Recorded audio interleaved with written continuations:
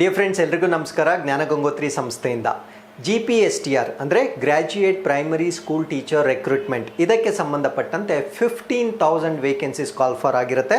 So ಈ ಒಂದು ಪರೀಕ್ಷೆಯಲ್ಲಿ 3 ಪ್ರಶ್ನೆ ಪತ್ರಿಕೆಗಳು ಬರುತ್ತೆ. ಪತ್ರಿಕೆ 1 150 ಪ್ರಶ್ನೆಗಳಿರುತ್ತೆ. ಸೊ ಈ ಪತ್ರಿಕೆ 1 ನಿಮ್ಮ ರ್ಯಾಂಕಿಂಗ್ ಪೇಪರ್ ಆಗಿರುತ್ತೆ. ಸೊ ಮಿಕ್ಕಿದ್ದೆರಡು ಎಲಿಜಿಬಿಲಿಟಿ ಪೇಪರ್ಸ್ ಆಗಿರುತ್ತೆ. ಸೊ ಈ ಪತ್ರಿಕೆ 1ರಲ್ಲಿ 25 ಸಾಮಾನ್ಯ ಕನ್ನಡಕ್ಕೆ ಸಂಬಂಧಪಟ್ಟ ಪ್ರಶ್ನೆಗಳು, 25 ಸಾಮಾನ್ಯ ಇಂಗ್ಲೀಷ್ಗೆ ಸಂಬಂಧಪಟ್ಟ ಪ್ರಶ್ನೆಗಳು ಮತ್ತು 100 ಪ್ರಶ್ನೆಗಳು ಜನರಲ್ ನಾಲೆಜ್ ಅಥವಾ ಸಾಮಾನ್ಯ ಜ್ಞಾನಕ್ಕೆ ಸಂಬಂಧಪಟ್ಟಂತೆ ಪ್ರಶ್ನೆಗಳಿರುತ್ತೆ. ಸೊ ನಿಮಗೆ 2.5 ತಾಸಿನಲ್ಲಿ ಈ 150 ಪ್ರಶ್ನೆಗಳನ್ನು ಸಾಲ್ವ್ ಮಾಡಬೇಕಾಗಿರುತ್ತೆ. ಸೊ ಈ ಒಂದು ಪ್ರಶ್ನೆ ಪತ್ರಿಕೆಯಲ್ಲಿ ಬರ್ತಕ್ಕಂಥ ಇಂಗ್ಲೀಷ್ ಸೆಕ್ಷನ್ನ 25 ಪ್ರಶ್ನೆಗಳಿಗೆ ಸಂಬಂಧಪಟ್ಟಂತೆ ತರಗತಿಗಳನ್ನು ನಾವು ಕಂಪ್ಲೀಟ್ ಆಗಿ ರೆಕಾರ್ಡ್ ಮಾಡಿ JG's ಆನ್ಲೈನ್ ಕ್ಲಾಸಲ್ಲಿ ಅಪ್ಲೋಡ್ ಮಾಡಿರ್ತೇವೆ. ಸೊ ಯಾರಿಗೆ ಆಸಕ್ತಿ ಇದೆ ಆ ಒಂದು ಕೋರ್ಸ್ಗೆ ನೀವು ಸಬ್ಸ್ಕ್ರೈಬ್ ಮಾಡ್ಕೊಳ್ಬೋದಾಗಿರುತ್ತೆ. ಹಾಗಿದ್ರೆ ಈ ಒಂದು ವಿಡಿಯೋ ಮಾಡ್ತಾ ಇರ್ತಕ್ಕಂಥ ಉದ್ದೇಶ ಏನು ಅಂದರೆ, ಕಳೆದ ಬಾರಿ ಏನು ಪರೀಕ್ಷೆ ನಡೆದಿತ್ತು 2019ರಲ್ಲಿ, ಸೊ ಅಲ್ಲಿ ಬಂದಿರತಕ್ಕಂಥ 25 ಪ್ರಶ್ನೆಗಳನ್ನು ವಿತ್ ಎಕ್ಸ್ಪ್ಲನೇಷನ್ ನಾನಿಲ್ಲಿ ಸಾಲ್ವ್ ಮಾಡಿ ತೋರಿಸ್ತೀನಿ. ಸೊ ನೀವು ಕನ್ನಡ ಮೀಡಿಯಮಿಂದ ಬಂದಿರ್ಬೋದು ಅಥವಾ ಗ್ರಾಮೀಣ ಪ್ರದೇಶದಲ್ಲಿ ನೀವು ಅಭ್ಯಾಸ ಮಾಡಿರ್ಬೋದು. ಸೊ ಯಾವುದೇ ಇನ್ಹಿಬಿಷನ್ಸ್ನ ಇಟ್ಕೊಳ್ತಕ್ಕಂಥ ಅವಶ್ಯಕತೆ ಇಲ್ಲ.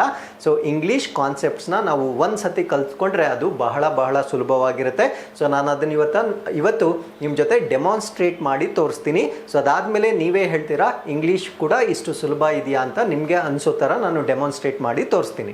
ಸೊ ಇಲ್ಲಿ ಬಂದಿರತಕ್ಕಂಥ 25 ಪ್ರಶ್ನೆಗಳನ್ನು ನಾನು according to their difficulty, order of difficulty arrange ಮಾಡ್ಕೊಂಡಿರ್ತೀನಿ. ಅಂದರೆ ಮೊದಲನೇ ಕೆಲವೊಂದು ಪ್ರಶ್ನೆಗಳು ತುಂಬ ಸುಲಭವಾಗಿರುತ್ತೆ, ಅಂದರೆ ಅದರಲ್ಲಿ ಅಷ್ಟೊಂದು ಕಾನ್ಸೆಪ್ಟ್ ಇರೋದಿಲ್ಲ.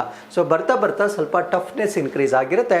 ಸೊ ಎಷ್ಟೇ ಟಫ್ನೆಸ್ ಇನ್ಕ್ರೀಸ್ ಆಗಿದ್ರೂ ಅದನ್ನು ಸುಲಭವಾಗಿ ಎಕ್ಸ್ಪ್ಲೇನ್ ಮಾಡಲಿಕ್ಕೆ ನಾನು ಪ್ರಯತ್ನ ಪಡ್ತೀನಿ. ಸೊ ಈ ವಿಡಿಯೋನ ಕಂಪ್ಲೀಟಾಗಿ ವಾಚ್ ಮಾಡಿ ಸೊ ನಿಮಗೆ ಮುಂದಿನ ಪರೀಕ್ಷೆ ಬರೆಯೋರಿಗೆ ಸೊ ಈ ಒಂದು ವಿಡಿಯೋಯಿಂದ ಸಾಕಷ್ಟು ಟಿಪ್ಸ್ ಸಿಗುತ್ತೆ.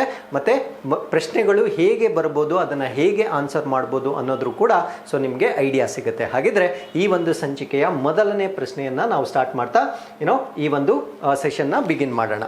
ಸೊ ಮೊದಲನೇ ಪ್ರಶ್ನೆ ಏನು ಅಂದರೆ, the word that has single syllable is ಅಂತ ಕೇಳಿದ್ದಾರೆ. ಅಂದರೆ ಇಲ್ಲಿ 4 ಪದಗಳಿದ್ದಾವೆ. 4 ಪದಗಳಲ್ಲಿ ಒಂದೇ ಒಂದು ಸಿಲಬಲ್ ಇರ್ತಕ್ಕಂಥ ಪದ ಯಾವುದು ಅಂತ ಕೇಳಿದ್ದಾರೆ. ಸೊ ಸಿಲಬಲ್ ಅಂದರೆ ಏನು? ಫಸ್ಟ್ ಆಫ್ ಆಲ್ ಸಿಲಬಲ್ ಅಂದರೆ ಉಚ್ಚಾರಾಂಶ ಅಂತ ಕರಿತೀವಿ ಅಥವಾ ಪ್ರೊನೌನ್ಸಿಯೇಷನ್ ಯೂನಿಟ್ ಅಂತ ಕರಿತೀವಿ. ಸೊ ಒಂದು ಪದದಲ್ಲಿ ಹಲವಾರು ಅಕ್ಷರಗಳಿರುತ್ತೆ. ಆ ಅಕ್ಷರಗಳನ್ನು ನಾವು ಗುಂಪಾಗಿ ಓದ್ತೀವಿ. ಸೊ ಎಷ್ಟು ಗುಂಪುಗಳಲ್ಲಿ ಓದ್ತೀವಿ ಅನ್ನೋದನ್ನು ಐಡೆಂಟಿಫೈ ಮಾಡೋದನ್ನೇ ನಾವು ಸಿಲಬಲ್ ಅಂತ ಕರಿತೀವಿ. ಹಾಗಿದ್ರೆ ಈ ಕೊಟ್ಟಿರ್ತಕ್ಕಂಥ 4 ಆಪ್ಷನ್ಸ್ನ ನಾನು ಹೇಗೆ ಸ್ಪ್ಲಿಟ್ ಮಾಡ್ತೀನಿ ಅನ್ನೋದನ್ನು ನಾನು ನಿಮಗೆ ಅರ್ಥ ಆಗಲಿ ಅಂತ ಕನ್ನಡದಲ್ಲಿ ಅದನ್ನು ಬರೆದು ತೋರಿಸಿರ್ತೀನಿ. ಸೊ ನೀವೇ ಇದನ್ನು ಓದೋದ್ರ ಮುಖಾಂತರ ಸಿಂಗಲ್ ಸಿಲಬಲ್ ಯಾವುದು ಅಂತ ಈಸಿಯಾಗಿ ಐಡೆಂಟಿಫೈ ಮಾಡ್ಬೋದಾಗಿರುತ್ತೆ. ಹಾಗಿದ್ರೆ ಪದಗಳನ್ನು ಓದೋದಾದ್ರೆ ಇದನ್ನು ನಾನು ಫ್ರೀ ಅಂತ ಓದಬೇಕಾಗುತ್ತೆ. ಸೊ ಇದನ್ನು ನಾನು ಇದಕ್ಕಿಂತ ಜಾಸ್ತಿ ಸ್ಪ್ಲಿಟ್ ಮಾಡೋಕ್ಕೆ ಸಾಧ್ಯನೇ ಇಲ್ಲ. ಅರ್ಥ ಆಯ್ತಲ್ವಾ? FREE ಒಂದು ಸಿಲಬಲ್ಗಿಂತ ಜಾಸ್ತಿ ಸ್ಪ್ಲಿಟ್ ಮಾಡೋಕ್ಕೆ ಸಾಧ್ಯನೇ ಇಲ್ಲ. ಸೊ ನನಗೆ ಡೆಫಿನೆಟ್ಲಿ ಆನ್ಸರ್ ಫಸ್ಟ್ ಆಪ್ಷನ್ನಲ್ಲೇ ಸಿಕ್ಬಿಡುತ್ತೆ. ಆದರೂ ಕೂಡ ನೆಕ್ಸ್ಟ್ ಆಪ್ಷನ್ಸ್ನ ನಾನು ಓದಿದ್ರೆ ಇಲ್ಲಿ ನೋಡಿ, ವಿನ್ ಅಂತ ಒಂದು ಸ್ಪ್ಲಿಟ್ ಮಾಡ್ಬೋದು, ಇನ್ನೊಂದು ಡೋ ಅಂತ ಸ್ಪ್ಲಿಟ್ ಮಾಡ್ಬೋದು. ಅಲ್ಲಿ 2 ಸಿಲಬಲ್ ಆಯಿತು. ಸ್ಕೈ ಅಂತ ಒಂದು ಸ್ಪ್ಲಿಟ್ ಮಾಡ್ಬೋದು, ಬ್ಯಾಗ್ ಅಂತ ಒಂದು ಸ್ಪ್ಲಿಟ್ ಮಾಡ್ಬೋದು, ಅದು 2 ಉಚ್ಚಾರಾಂಶ ಆಯಿತು. ಸೊ ಮೂರನೇದು ನೆಕ್ ಅಂತ ಇನ್ನೊಂದು ಟಾರ್ ಅಂತ ಒಂದು ಸ್ಪ್ಲಿಟ್ ಮಾಡ್ಬೋದು. ಸೊ ಅಲ್ಲೂ ಕೂಡ 2 ಉಚ್ಚಾರಾಂಶ ಇದೆ. ಸೊ ಒಂದೇ ಒಂದು ಉಚ್ಚಾರಾಂಶ ಇರ್ತಕ್ಕಂಥ ಒಂದೇ ಒಂದು ಪದ ಯಾವುದು ಅಂದರೆ ಫ್ರೀ. ಸೊ ಆರಾಮಾಗಿ ನಿಮಗೆ ಅಲ್ಲಿ ಮಾರ್ಕ್ಸ್ ಸಿಕ್ಬಿಡುತ್ತೆ. So with this let's get in to the second question. So second question ಏನು ಅಂದರೆ, why can't you buy a new car? So ಇದು ಒಂದು ಪ್ರಶ್ನೆಯನ್ನು ಕೇಳಿದ್ದಾರೆ. ಅಂದರೆ ನೀವು ಹೊಸ ಕಾರನ್ನು ಏಕೆ ಖರೀದಿಸಬಾರದು ಒಂದು ಪ್ರಶ್ನೆ. ಸೊ ಇದಕ್ಕೆ ತಕ್ಕಂತೆ ಒಂದು ಕ್ವೆಶನ್ನ ಕೇಳಿದ್ದಾರೆ. ಆ ಕ್ವೆಶನ್ ಏನು ಅಂದರೆ, the language function used here, ಅಂದರೆ ಇಲ್ಲಿ ಬಳಸಿರ್ತಕ್ಕಂಥ ಭಾಷಾ ಪ್ರಯೋಗ ಯಾವುದು ಅಂತ ಕೇಳ್ತಾ ಇದ್ದಾರೆ. ಸೊ 4 ಆಪ್ಷನ್ಸ್ ಕೊಟ್ಟಿದ್ದಾರೆ.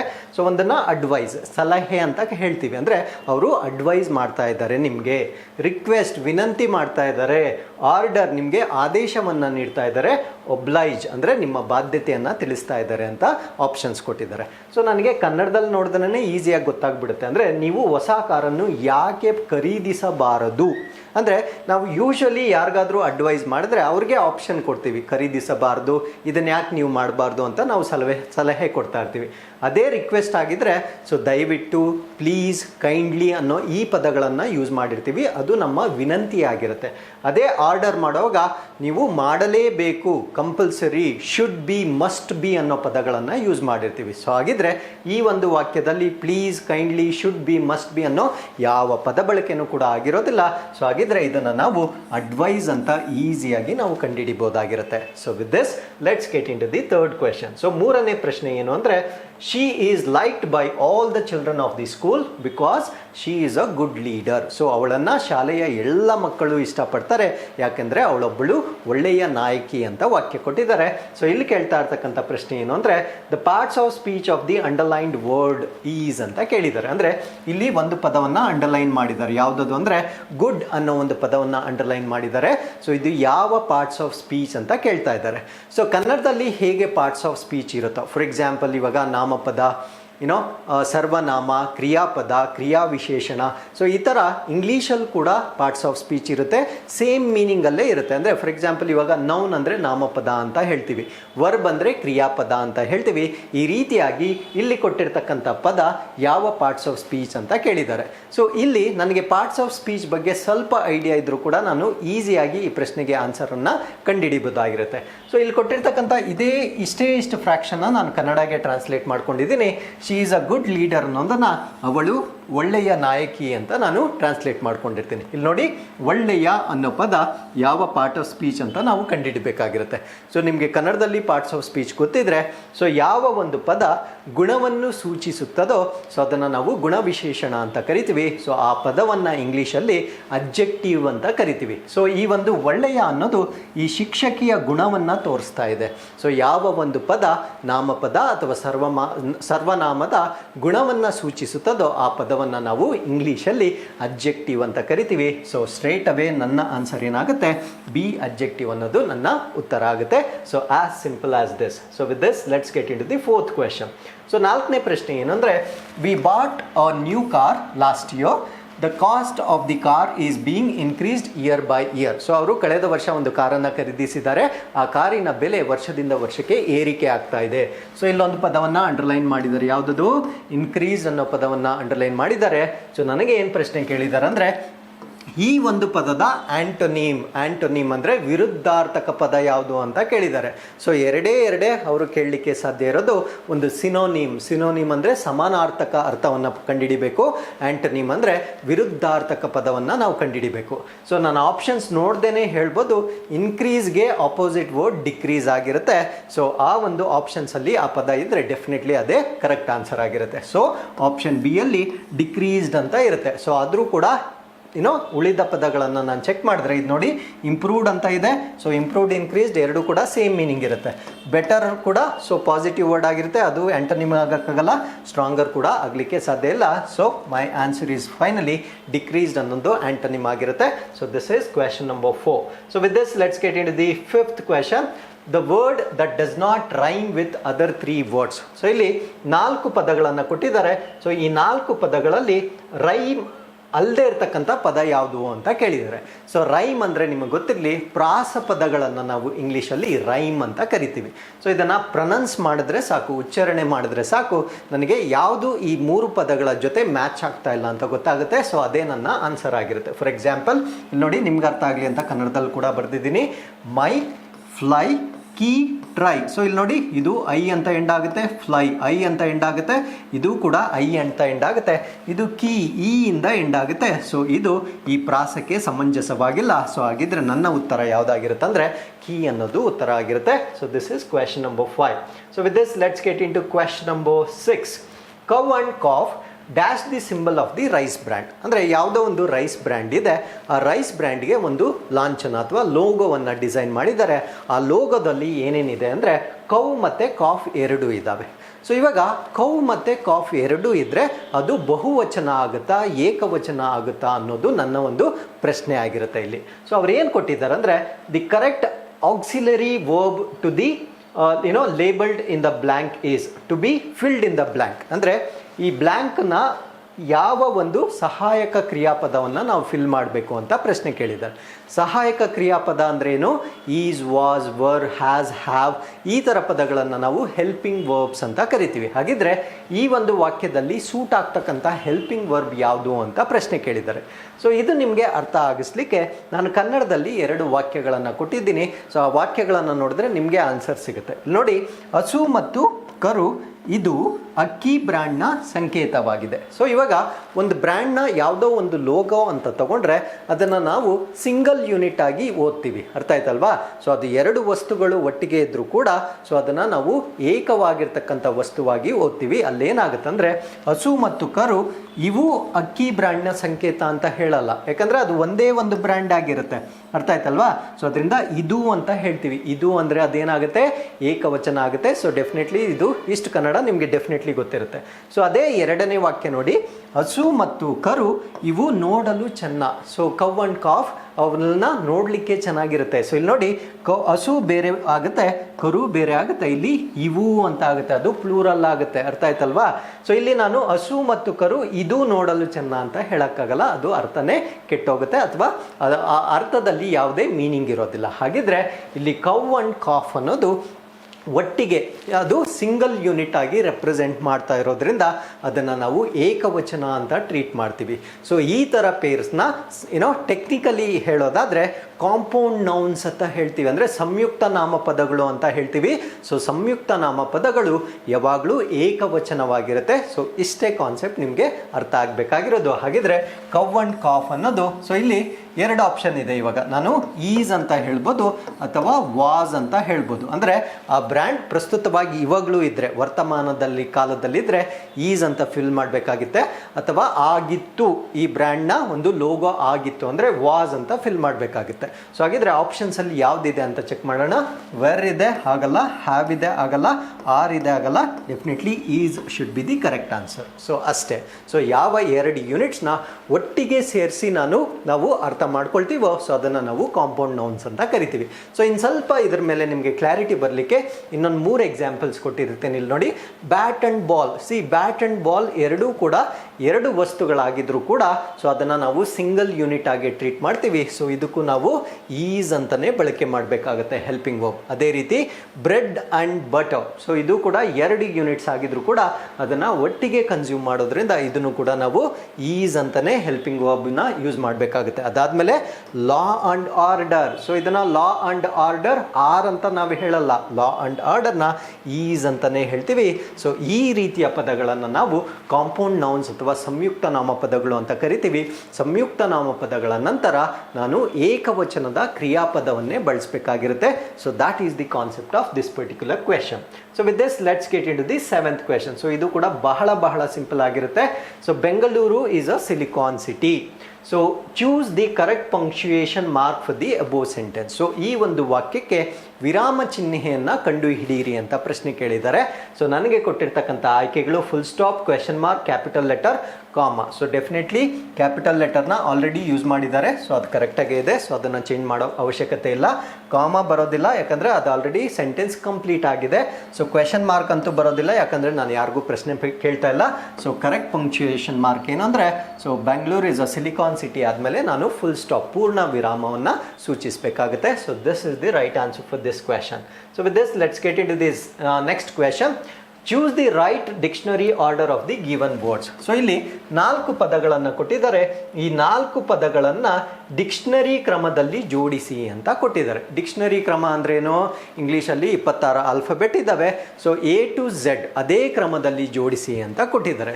ಸೊ ಇಲ್ಲಿ 4 ಆಪ್ಷನ್ಸಲ್ಲಿ ಎಲ್ಲ ಆಪ್ಷನ್ಸಲ್ಲೂ ಸೇಮ್ ವರ್ಡ್ಸ್ ಕೊಟ್ಟಿದ್ದಾರೆ, ಬಟ್ ಅದನ್ನು ಇಂಟರ್ಚೇಂಜ್ ಮಾಡಿರ್ತಾರೆ. ಸೊ ಪಜಲ್ ಮಾಡಿ ಕೊಟ್ಟಿರ್ತಾರೆ. ಸೊ ಯಾವ ಒಂದು ಆಪ್ಷನ್ನಲ್ಲಿ ಕ್ರಮವಾಗಿ ಅದು ಡಿಕ್ಷನರಿ ಆರ್ಡರ್ ಇರುತ್ತೋ ಅದು ನನ್ನ ಉತ್ತರ ಆಗುತ್ತೆ. So as simple as that.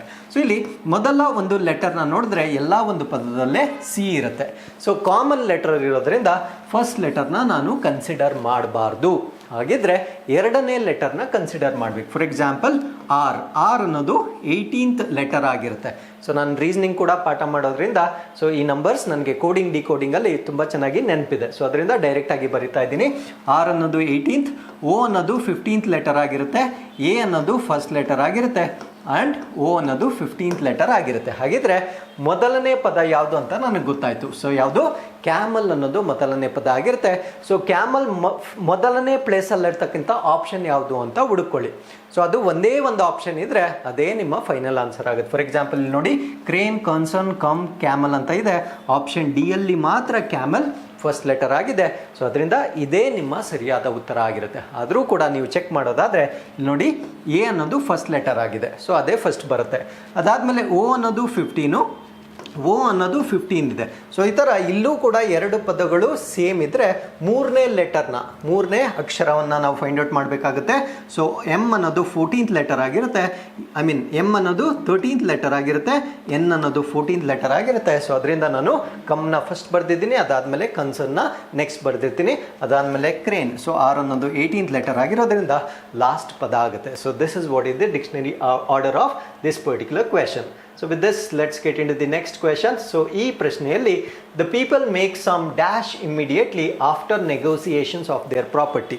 So ಯಾವುದೋ ಒಂದು ಪ್ರಾಪರ್ಟಿನ ನಾವು ಸೇಲ್ ಮಾಡಿದ್ದೀವಿ, ಇಮಿಡಿಯೇಟ್ಲಿ ನಾವೊಂದು ಒಪ್ಪಂದವನ್ನು ಮಾಡ್ಕೊಳ್ತೀವಿ. ಆ ಒಪ್ಪಂದವನ್ನು ಏನಂತ ಕರಿತೀವಿ ಅಂತ ಈ ಬ್ಲ್ಯಾಂಕಲ್ಲಿ ಫಿಲ್ ಮಾಡಬೇಕು. ಸೊ ಅದೇ ನಮ್ಮ ಸರಿ ಉತ್ತರ ಆಗುತ್ತೆ. ನಾವೇನು ಮಾಡ್ಕೊಳ್ತೀವಿ? ಅಗ್ರಿಮೆಂಟ್ ಮಾಡ್ಕೊಳ್ತೀವಿ. So that should be the correct answer. Very very simple question. Agreeing ಆಗಲ್ಲ, ಅಗ್ರಿ ಆಗಲ್ಲ, ಅಗ್ರೀಡ್ ಕೂಡ ಆಗಲ್ಲ. So this should be the answer for this question. So with this, let's get into the next question. So breeze means ಅಂತ ಕೇಳಿದ್ದಾರೆ, ಅಂದರೆ ಇದು synonym ಅಥವಾ ಅದರ ಅರ್ಥ ಕೇಳಿದ್ದಾರೆ. ಬ್ರೀಸ್ ಅಂದರೆ ಏನು? ಸೊ ಇದು ನಿಮ್ಮ ಒಕ್ಯಾಬ್ಯುಲರಿಗೆ ಸಂಬಂಧಪಟ್ಟ ಪ್ರಶ್ನೆ ಆಗಿರುತ್ತೆ.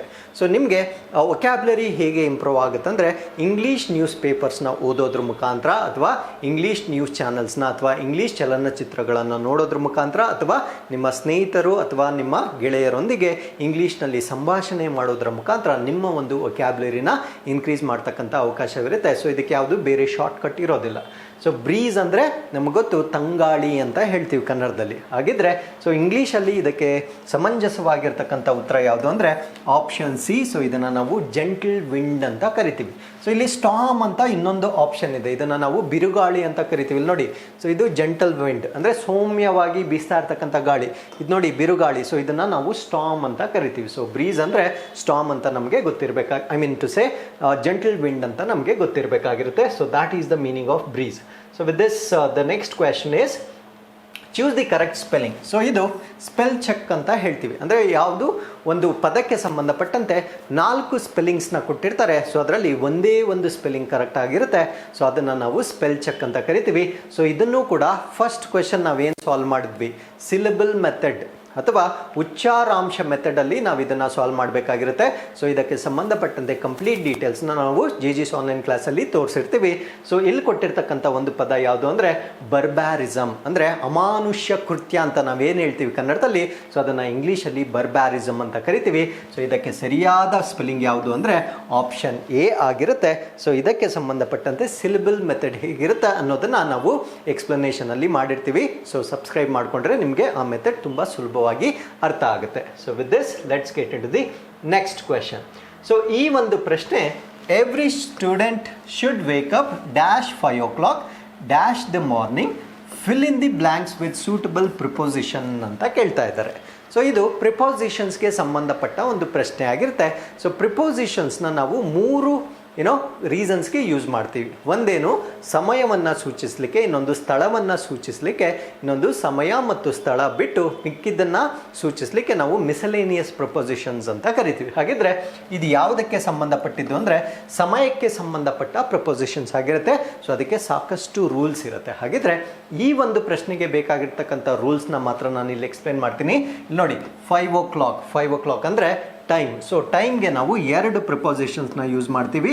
ಒಂದನ್ನು ಬೈ ಅಂತ ಯೂಸ್ ಮಾಡ್ತೀವಿ, ಇನ್ನೊಂದಕ್ಕೆ ಆ್ಯಟ್ ಅಂತ ಯೂಸ್ ಮಾಡ್ತೀವಿ. ನಾವು what is the difference between by and at ಅಂದರೆ, ಬೈ ಅಂದರೆ ಕ್ಲೋಸ್ ಬೈ, ಅಂದರೆ ಐ ಕಮ್ ಬೈ 10 o'clock ಅಂದರೆ ಹತ್ತತ್ರ ನಾನು 10 ಗಂಟೆಗೆ ನಿಮ್ಮ ಒಂದು ಆಫೀಸ್ಗೆ ಬರ್ತೀನಿ ಅಂದರೆ ಒಂದು 5 ನಿಮಿಷ ಬೇಗನಾದರೂ ಬರ್ಬೋದು, 10 ನಿಮಿಷ ಲೇಟಾಗಾದರೂ ಬರ್ಬೋದು. ಸೊ ಅದಕ್ಕೆ I will come by 10 o'clock ಅಂತ ಕರಿತೀವಿ. For example, if I say I will come at 10 o'clock ಅಂದರೆ ಎಕ್ಸಾಕ್ಟ್ಲಿ 10 ಗಂಟೆಗೆ ಕರೆಕ್ಟಾಗಿ ಬರೋದನ್ನು ನಾವು ಆ್ಯಟ್ ಅಂತ ಯೂಸ್ ಮಾಡ್ತೀವಿ. ಸೊ 2ರಲ್ಲಿ ಒಂದು ಇಲ್ಲಿಗೆ ಸರಿ ಉತ್ತರ ಆಗಿರುತ್ತೆ. ಸೊ ಅದನ್ನು ನಾವು ಚೆಕ್ ಮಾಡ್ತಾ ಬರೋಣ. ಸೊ ಅದಾದಮೇಲೆ ಮಾರ್ನಿಂಗ್ ಅಂತ ಕೊಟ್ಟಿದ್ದಾರೆ, ಇದನ್ನು ನಾವು ಟೈಮ್ಸ್ ಆಫ್ ದಿ ಡೇ ಅಂತ ಕರಿತೀವಿ. ಸೊ ನಮಗೆ 3 ಟೈಮ್ಸ್ ಆಫ್ ದಿ ಡೇ ಇರುತ್ತೆ. ಸೊ ಒಂದನ್ನು ನಾವು ಮಾರ್ನಿಂಗ್ ಅಂತ ಕರಿತೀವಿ, ಇನ್ನೊಂದನ್ನು ನಾವು ಆಫ್ಟರ್ನೂನ್ ಅಂತ ಕರಿತೀವಿ, ಸೊ ಇನ್ನೊಂದನ್ನು ನಾವು ಈವ್ನಿಂಗ್ ಅಂತ ಕರಿತೀವಿ, ಸೊ ಇನ್ನೊಂದನ್ನು ನಾವು ನೈಟ್ ಅಂತ ಕರಿತೀವಿ. ಸೊ ಈ 4ರಲ್ಲಿ ಯಾವ ಪ್ರಪೋಸಿಷನ್ನ ನಾವು ಯಾವಾಗಲೂ ಯೂಸ್ ಮಾಡಬೇಕಂದ್ರೆ ಈ 3ಕ್ಕೆ ಅಂದರೆ ಮಾರ್ನಿಂಗ್, ಆಫ್ಟರ್ನೂನ್ ಮತ್ತು ಈವ್ನಿಂಗ್ಗೆ ಇನ್ ಅನ್ನೋ ಪ್ರಿಪೋಸಿಷನ್ನ ಯೂಸ್ ಮಾಡಬೇಕು. ನೈಟ್ಗೆ ಮಾತ್ರ ನಾವು ಆಟ್ ಅನ್ನೋ ಪ್ರಿಪೋಸಿಷನ್ನ ಯೂಸ್ ಮಾಡ್ತೀವಿ. ಹಾಗಿದ್ರೆ 2ನೇ ಬ್ಲ್ಯಾಂಕ್ಗೆ ಕಂಪಲ್ಸರಿ ನನಗೆ ಗೊತ್ತಾಯಿತು ಇನ್ ಅನ್ನೋ ಪ್ರಪೋಸಿಷನ್ನ ಯೂಸ್ ಮಾಡಬೇಕು. ಸೊ ಇವಾಗ ಉತ್ತರಗಳೇನು ಅಂದರೆ ಸೊ ಬೈ ಅಥವಾ ಆಟ್ ಫಸ್ಟ್ ಆಪ್ಷನ್ಗೆ ಇವೆರಡರಲ್ಲೊಂದು, 2ನೇ ಆಪ್ಷನ್ಗೆ ಕಂಪಲ್ಸರಿ ಇನ್ ಅಂತ ಗೊತ್ತಾಯಿತು. ಸೊ ಇವಾಗ ಆಪ್ಷನ್ಸ್ ನೋಡ್ತಾ ಬರೋಣ. ಸೊ ಫಸ್ಟ್ ಆಪ್ಷನ್ ಬೈ ಅಥವಾ ಅಟ್ ಇಲ್ಲಿಲ್ಲ, ಇಲ್ಲೂ ಇಲ್ಲ, ಇಲ್ಲಿ ಆಟ್ ಅಂತ ಇದೆ, ಬಟ್ 2ನೇ ಆಪ್ಷನ್ ಆಫ್ ಅಂತ ಇದೆ. ಸೊ ಇದು ಕೂಡ ಎಲಿಮಿನೇಟ್ ಆಗುತ್ತೆ. ಸೊ 4ನೇ ಆಪ್ಷನಲ್ಲಿ ಫಸ್ಟ್ ಆಪ್ಷನ್ ಆಟ್ ಅಂತ ಇದೆ, ಸೆಕೆಂಡ್ ಆಪ್ಷನ್ ಇನ್ ಅಂತ ಇದೆ. ಸೊ ಇಲ್ಲಿ ನೋಡಿ, every student should wake up at 5 o'clock in the morning ಅನ್ನ ಸರಿ ಉತ್ತರ ಆಗುತ್ತೆ. ಸೊ ಇಲ್ಲಿ ಇನ್ನೊಂದೇನು ಅಂದರೆ ಶುಡ್ ಅಂದರೆ ಕಂಪೆಲ್ ಮಾಡ್ತಾ ಇದ್ದಾರೆ, ಅವರು ಕಂಪಲ್ಸರಿ ಮಾಡಲೇಬೇಕು ಅಂತ ಹೇಳ್ತಾ ಇದ್ದಾರೆ. ಸೊ ದಟ್ ಮೀನ್ಸ್ ಆಟ್ ಅನ್ನೋದು ಬೈ ಡಿಫಾಲ್ಟ್ ಬರ್ತಕ್ಕಂಥ ಒಂದು ಪ್ರಿಪೋಸಿಷನ್ ಆಗಿರುತ್ತೆ. ಸೊ ಈ ರೀತಿಯಾಗಿ ಸಾಕಷ್ಟು ಸಿಂಪಲ್ ರೂಲ್ಸ್ ಇರುತ್ತೆ. ಇದೇನು ಬಹಳ ಕಷ್ಟಕರವಾಗಿರ್ತಕ್ಕಂಥ ಇಂಗ್ಲೀಷ್ ಅಲ್ಲ. ಸೊ ಒಂದು ಸತಿ ಕಲ್ತ್ಕೊಂಡ್ರೆ ಯಾರು ಬೇಕಾದರೂ ಈ ಪ್ರಶ್ನೆಗಳಿಗೆ ಆನ್ಸರ್ ಮಾಡ್ತಕ್ಕಂಥ ಕೆಪಾಸಿಟಿ ಬರುತ್ತೆ. So with this let's get in to the 13th question. Akbar is dash MLA, he is dash man of principles ಅಂತ ಕೊಟ್ಟಿದ್ದಾರೆ. ಸೊ ಇಲ್ಲಿ ಈ ಕೊಟ್ಟಿರ್ತಕ್ಕಂಥ ಬ್ಲ್ಯಾಂಕ್ಸ್ಗೆ ನೀವು ಸೂಟಬಲ್ ಆರ್ಟಿಕಲ್ಸ್ನ ಯೂಸ್ ಮಾಡಿ ಅಂತ ಪ್ರಶ್ನೆ ಕೇಳಿದ್ದಾರೆ. ಸೊ ಈ ಒಂದು ಪ್ರಶ್ನೆ ಆರ್ಟಿಕಲ್ಸ್ಗೆ ಸಂಬಂಧಪಟ್ಟ ಒಂದು ಪ್ರಶ್ನೆ ಆಗಿರುತ್ತೆ. ಸೊ ಡಿಫ್ರೆನ್ಸ್, ಈ ಪ್ರಶ್ನೆಗೆ ಬೇಕಾಗಿರ್ತಕ್ಕಂಥ ರೂಲ್ಸ್ ಮಾತ್ರ ನಾನು ಇಲ್ಲಿ ಎಕ್ಸ್ಪ್ಲೇನ್ ಮಾಡ್ತೀನಿ. ಸೊ ಅದಾದಮೇಲೆ ನೀವೇ ಆನ್ಸರ್ನ ಕೊಡ್ತೀರಾ. ಸೊ ಇಲ್ಲಿ ಆರ್ಟಿಕಲ್ಸ್ಗೆ ಸಂಬಂಧಪಟ್ಟಂತೆ ಇಂಗ್ಲೀಷಲ್ಲಿ ನಾವು 3 ಟೈಪ್ಸ್ ಆಫ್ ಆರ್ಟಿಕಲ್ಸ್ನ ಯೂಸ್ ಮಾಡ್ತೀವಿ. ಸೊ ಒಂದನ್ನು ನಾವು ಡೆಫಿನೈಟ್ ಆರ್ಟಿಕಲ್ ಅಂತ ಕರಿತೀವಿ, ಇನ್ನೊಂದನ್ನು ಇಂಡೆಫಿನೈಟ್ ಆರ್ಟಿಕಲ್ ಅಂತ ಕರಿತೀವಿ, ಸೊ ಇನ್ನೊಂದನ್ನು ನಾವು ಝೀರೋ ಆರ್ಟಿಕಲ್ ಅಂತ ಕರಿತೀವಿ. ಡೆಫಿನೈಟ್ ಆರ್ಟಿಕಲ್ ಅಂದರೆ ಏನು? ದ ಅನ್ನೋದನ್ನು ನಾವು ಡೆಫಿನೈಟ್ ಆರ್ಟಿಕಲ್ ಅಂತ ಕರಿತೀವಿ.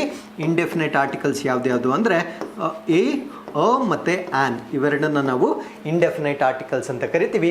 ಎಲ್ಲಿ ನಾವು ದ ಅಥವಾ ಎ ಆ್ಯನ್ನ ಯೂಸ್ ಮಾಡಬಾರ್ದು, ಸೊ ಆ ಕಾನ್ಸೆಪ್ಟನ್ನ ನಾವು ಝೀರೋ ಆರ್ಟಿಕಲ್ಸ್ ಅಂತ ಕರಿತೀವಿ. ಹಾಗಿದ್ರೆ ಡೆಫಿನೆಟ್ ಮತ್ತು ಇಂಡೆಫಿನೆಟ್ ಆರ್ಟಿಕಲ್ಸ್ ಮಧ್ಯ ಯಾವುದನ್ನು ಎಲ್ಲಿ ಯೂಸ್ ಮಾಡಬೇಕು ಅನ್ನೋದಕ್ಕೆ ಒಂದು ಸಿಂಪಲ್ ಎಕ್ಸಾಂಪಲ್ ಕೊಟ್ಟಿರ್ತೀನಿ. ಸೊ ಅದಾದಮೇಲೆ ಈ ಪ್ರಶ್ನೆಗೆ ನೀವೇ ಉತ್ತರವನ್ನು ಕೊಡ್ತೀರಾ. ಸೊ ಇಲ್ಲಿ ಒಂದು ಬೇಸಿಕ್ ರೂಲ್ ನೆನ್ಪಿಟ್ಕೊಳ್ಳಿ. ಆ ಬೇಸಿಕ್ ರೂಲ್ ಏನಂದರೆ, ಯಾವುದೇ ಒಂದು ಪ್ಯಾಸೇಜ್ನ ನಾವು ಬರೆಯುವಾಗ ಮೊದಲನೇ ವಾಕ್ಯವನ್ನು ಇಂಟ್ರೊಡಕ್ಟರಿ ಸೆಂಟೆನ್ಸ್ ಅಂತ ಕರಿತೀವಿ. ಅಂದರೆ ಅಲ್ಲಿ ನಾವು ಒಂದು ಪರಿಚಯ ಮಾಡ್ತಕ್ಕಂಥ ಒಂದು ವಾಕ್ಯ ಬರಿತೀವಿ. ಅದಾದಮೇಲೆ ಬರ್ತಕ್ಕಂಥ ಎಲ್ಲ ಸೆಂಟೆನ್ಸ್ನ ನಾವು ಪರಿಚಯಾತ್ಮಕ ಸೆಂಟೆನ್ಸಸ್ ಅಂತ ಕರೆಯಲ್ಲ. ಯಾಕಂದರೆ ನಾವು ಫಸ್ಟ್ ಸೆಂಟೆನ್ಸಲ್ಲೇ ಆ ಕಾನ್ಸೆಪ್ಟ್ ಏನು ಅನ್ನೋದನ್ನು ಇಂಟ್ರಡ್ಯೂಸ್ ಮಾಡಿರ್ತೀವಿ. ಸೊ ಹಾಗಿದ್ರೆ ಇಲ್ಲಿ ಇಂಟ್ರೊಡಕ್ಟರಿ ಸೆಂಟೆನ್ಸಲ್ಲಿ ಯಾವ ರೀತಿಯ ಆರ್ಟಿಕಲ್ಸ್ನ ಯೂಸ್ ಮಾಡಬೇಕು ಅಂದರೆ ನಾವು ಇಂಡೆಫಿನೆಟ್ ಆರ್ಟಿಕಲ್ಸ್ನ ಯೂಸ್ ಮಾಡ್ತೀವಿ. Very very simple. ಅಂದರೆ ಪರಿಚಯಾತ್ಮಕ ವಾಕ್ಯದಲ್ಲಿ ನಾವು ಇಂಡೆಫಿನೆಟ್ ಆರ್ಟಿಕಲ್ಸ್ನ ಯೂಸ್ ಮಾಡ್ತೀವಿ. ಯಾವ್ದ್ಯಾವುದು? ಎ ಇರ್ಬೋದು ಅಥವಾ ಆನ್ ಇರ್ಬೋದು ಅಲ್ವಾ. ಸೊ ಇಂಡೆಫಿನೆಟ್ ಆರ್ಟಿಕಲ್ಸ್ನ ನಾವು ಪರಿಚಯಾತ್ಮಕ ವಾಕ್ಯದಲ್ಲಿ ಯೂಸ್ ಮಾಡಬೇಕಾಗಿರುತ್ತೆ. ಸೊ ಇವೆರಡರಲ್ಲಿ ಯಾವ್ದು ಯೂಸ್ ಮಾಡಬೇಕು ಅನ್ನೋದನ್ನು ನಾನು ನೆಕ್ಸ್ಟ್ ಎಕ್ಸ್ಪ್ಲೇನ್ ಮಾಡ್ತೀನಿ. ಸೊ ಇವಾಗ ಪರಿಚಯಾತ್ಮಕ ವಾಕ್ಯದಲ್ಲಿ ನಾನು ಯಾವ ನಾಮಪದಗಳನ್ನು ನಿಮಗೆ ಇಂಟ್ರಡ್ಯೂಸ್ ಮಾಡಿಸಿದ್ನೋ ಅದೇ ನಾಮಪದಗಳ ಕುರಿತು ನಾನು ಇನ್ನೂ ಹೆಚ್ಚಿನ ವಿವರಣೆಯನ್ನು ಕೊಟ್ಟಾಗ ಅಲ್ಲಿ ನಾನು ಡೆಫಿನೇಟ್ ಆರ್ಟಿಕಲ್ ದ ಅನ್ನೋ ಆರ್ಟಿಕಲ್ನ ಯೂಸ್ ಮಾಡಬೇಕಾಗುತ್ತೆ. So this is the concept of using articles ಅನ್ನೋದು ನಿಮ್ಗೆ ಗೊತ್ತಿರಬೇಕು. ಹಾಗಿದ್ರೆ ಅ ಮತ್ತು ಆ್ಯನ್ ಇವೆರಡರಲ್ಲಿ ಇರತಕ್ಕಂಥ ವ್ಯತ್ಯಾಸ ಏನು ಅಂತ ಕೇಳಿದ್ರೆ, ಅ ಅನ್ನೋ ಆರ್ಟಿಕಲ್ನ ಯಾವ ಪದ ಕಾನ್ಸೊನೆಂಟ್ ಸೌಂಡಿಂದ ಸ್ಟಾರ್ಟ್ ಆಗುತ್ತೋ ಆ ಪದಕ್ಕೆ ನಾವು ಅ ಅನ್ನೋ ಆರ್ಟಿಕಲ್ನ ಯೂಸ್ ಮಾಡಬೇಕು.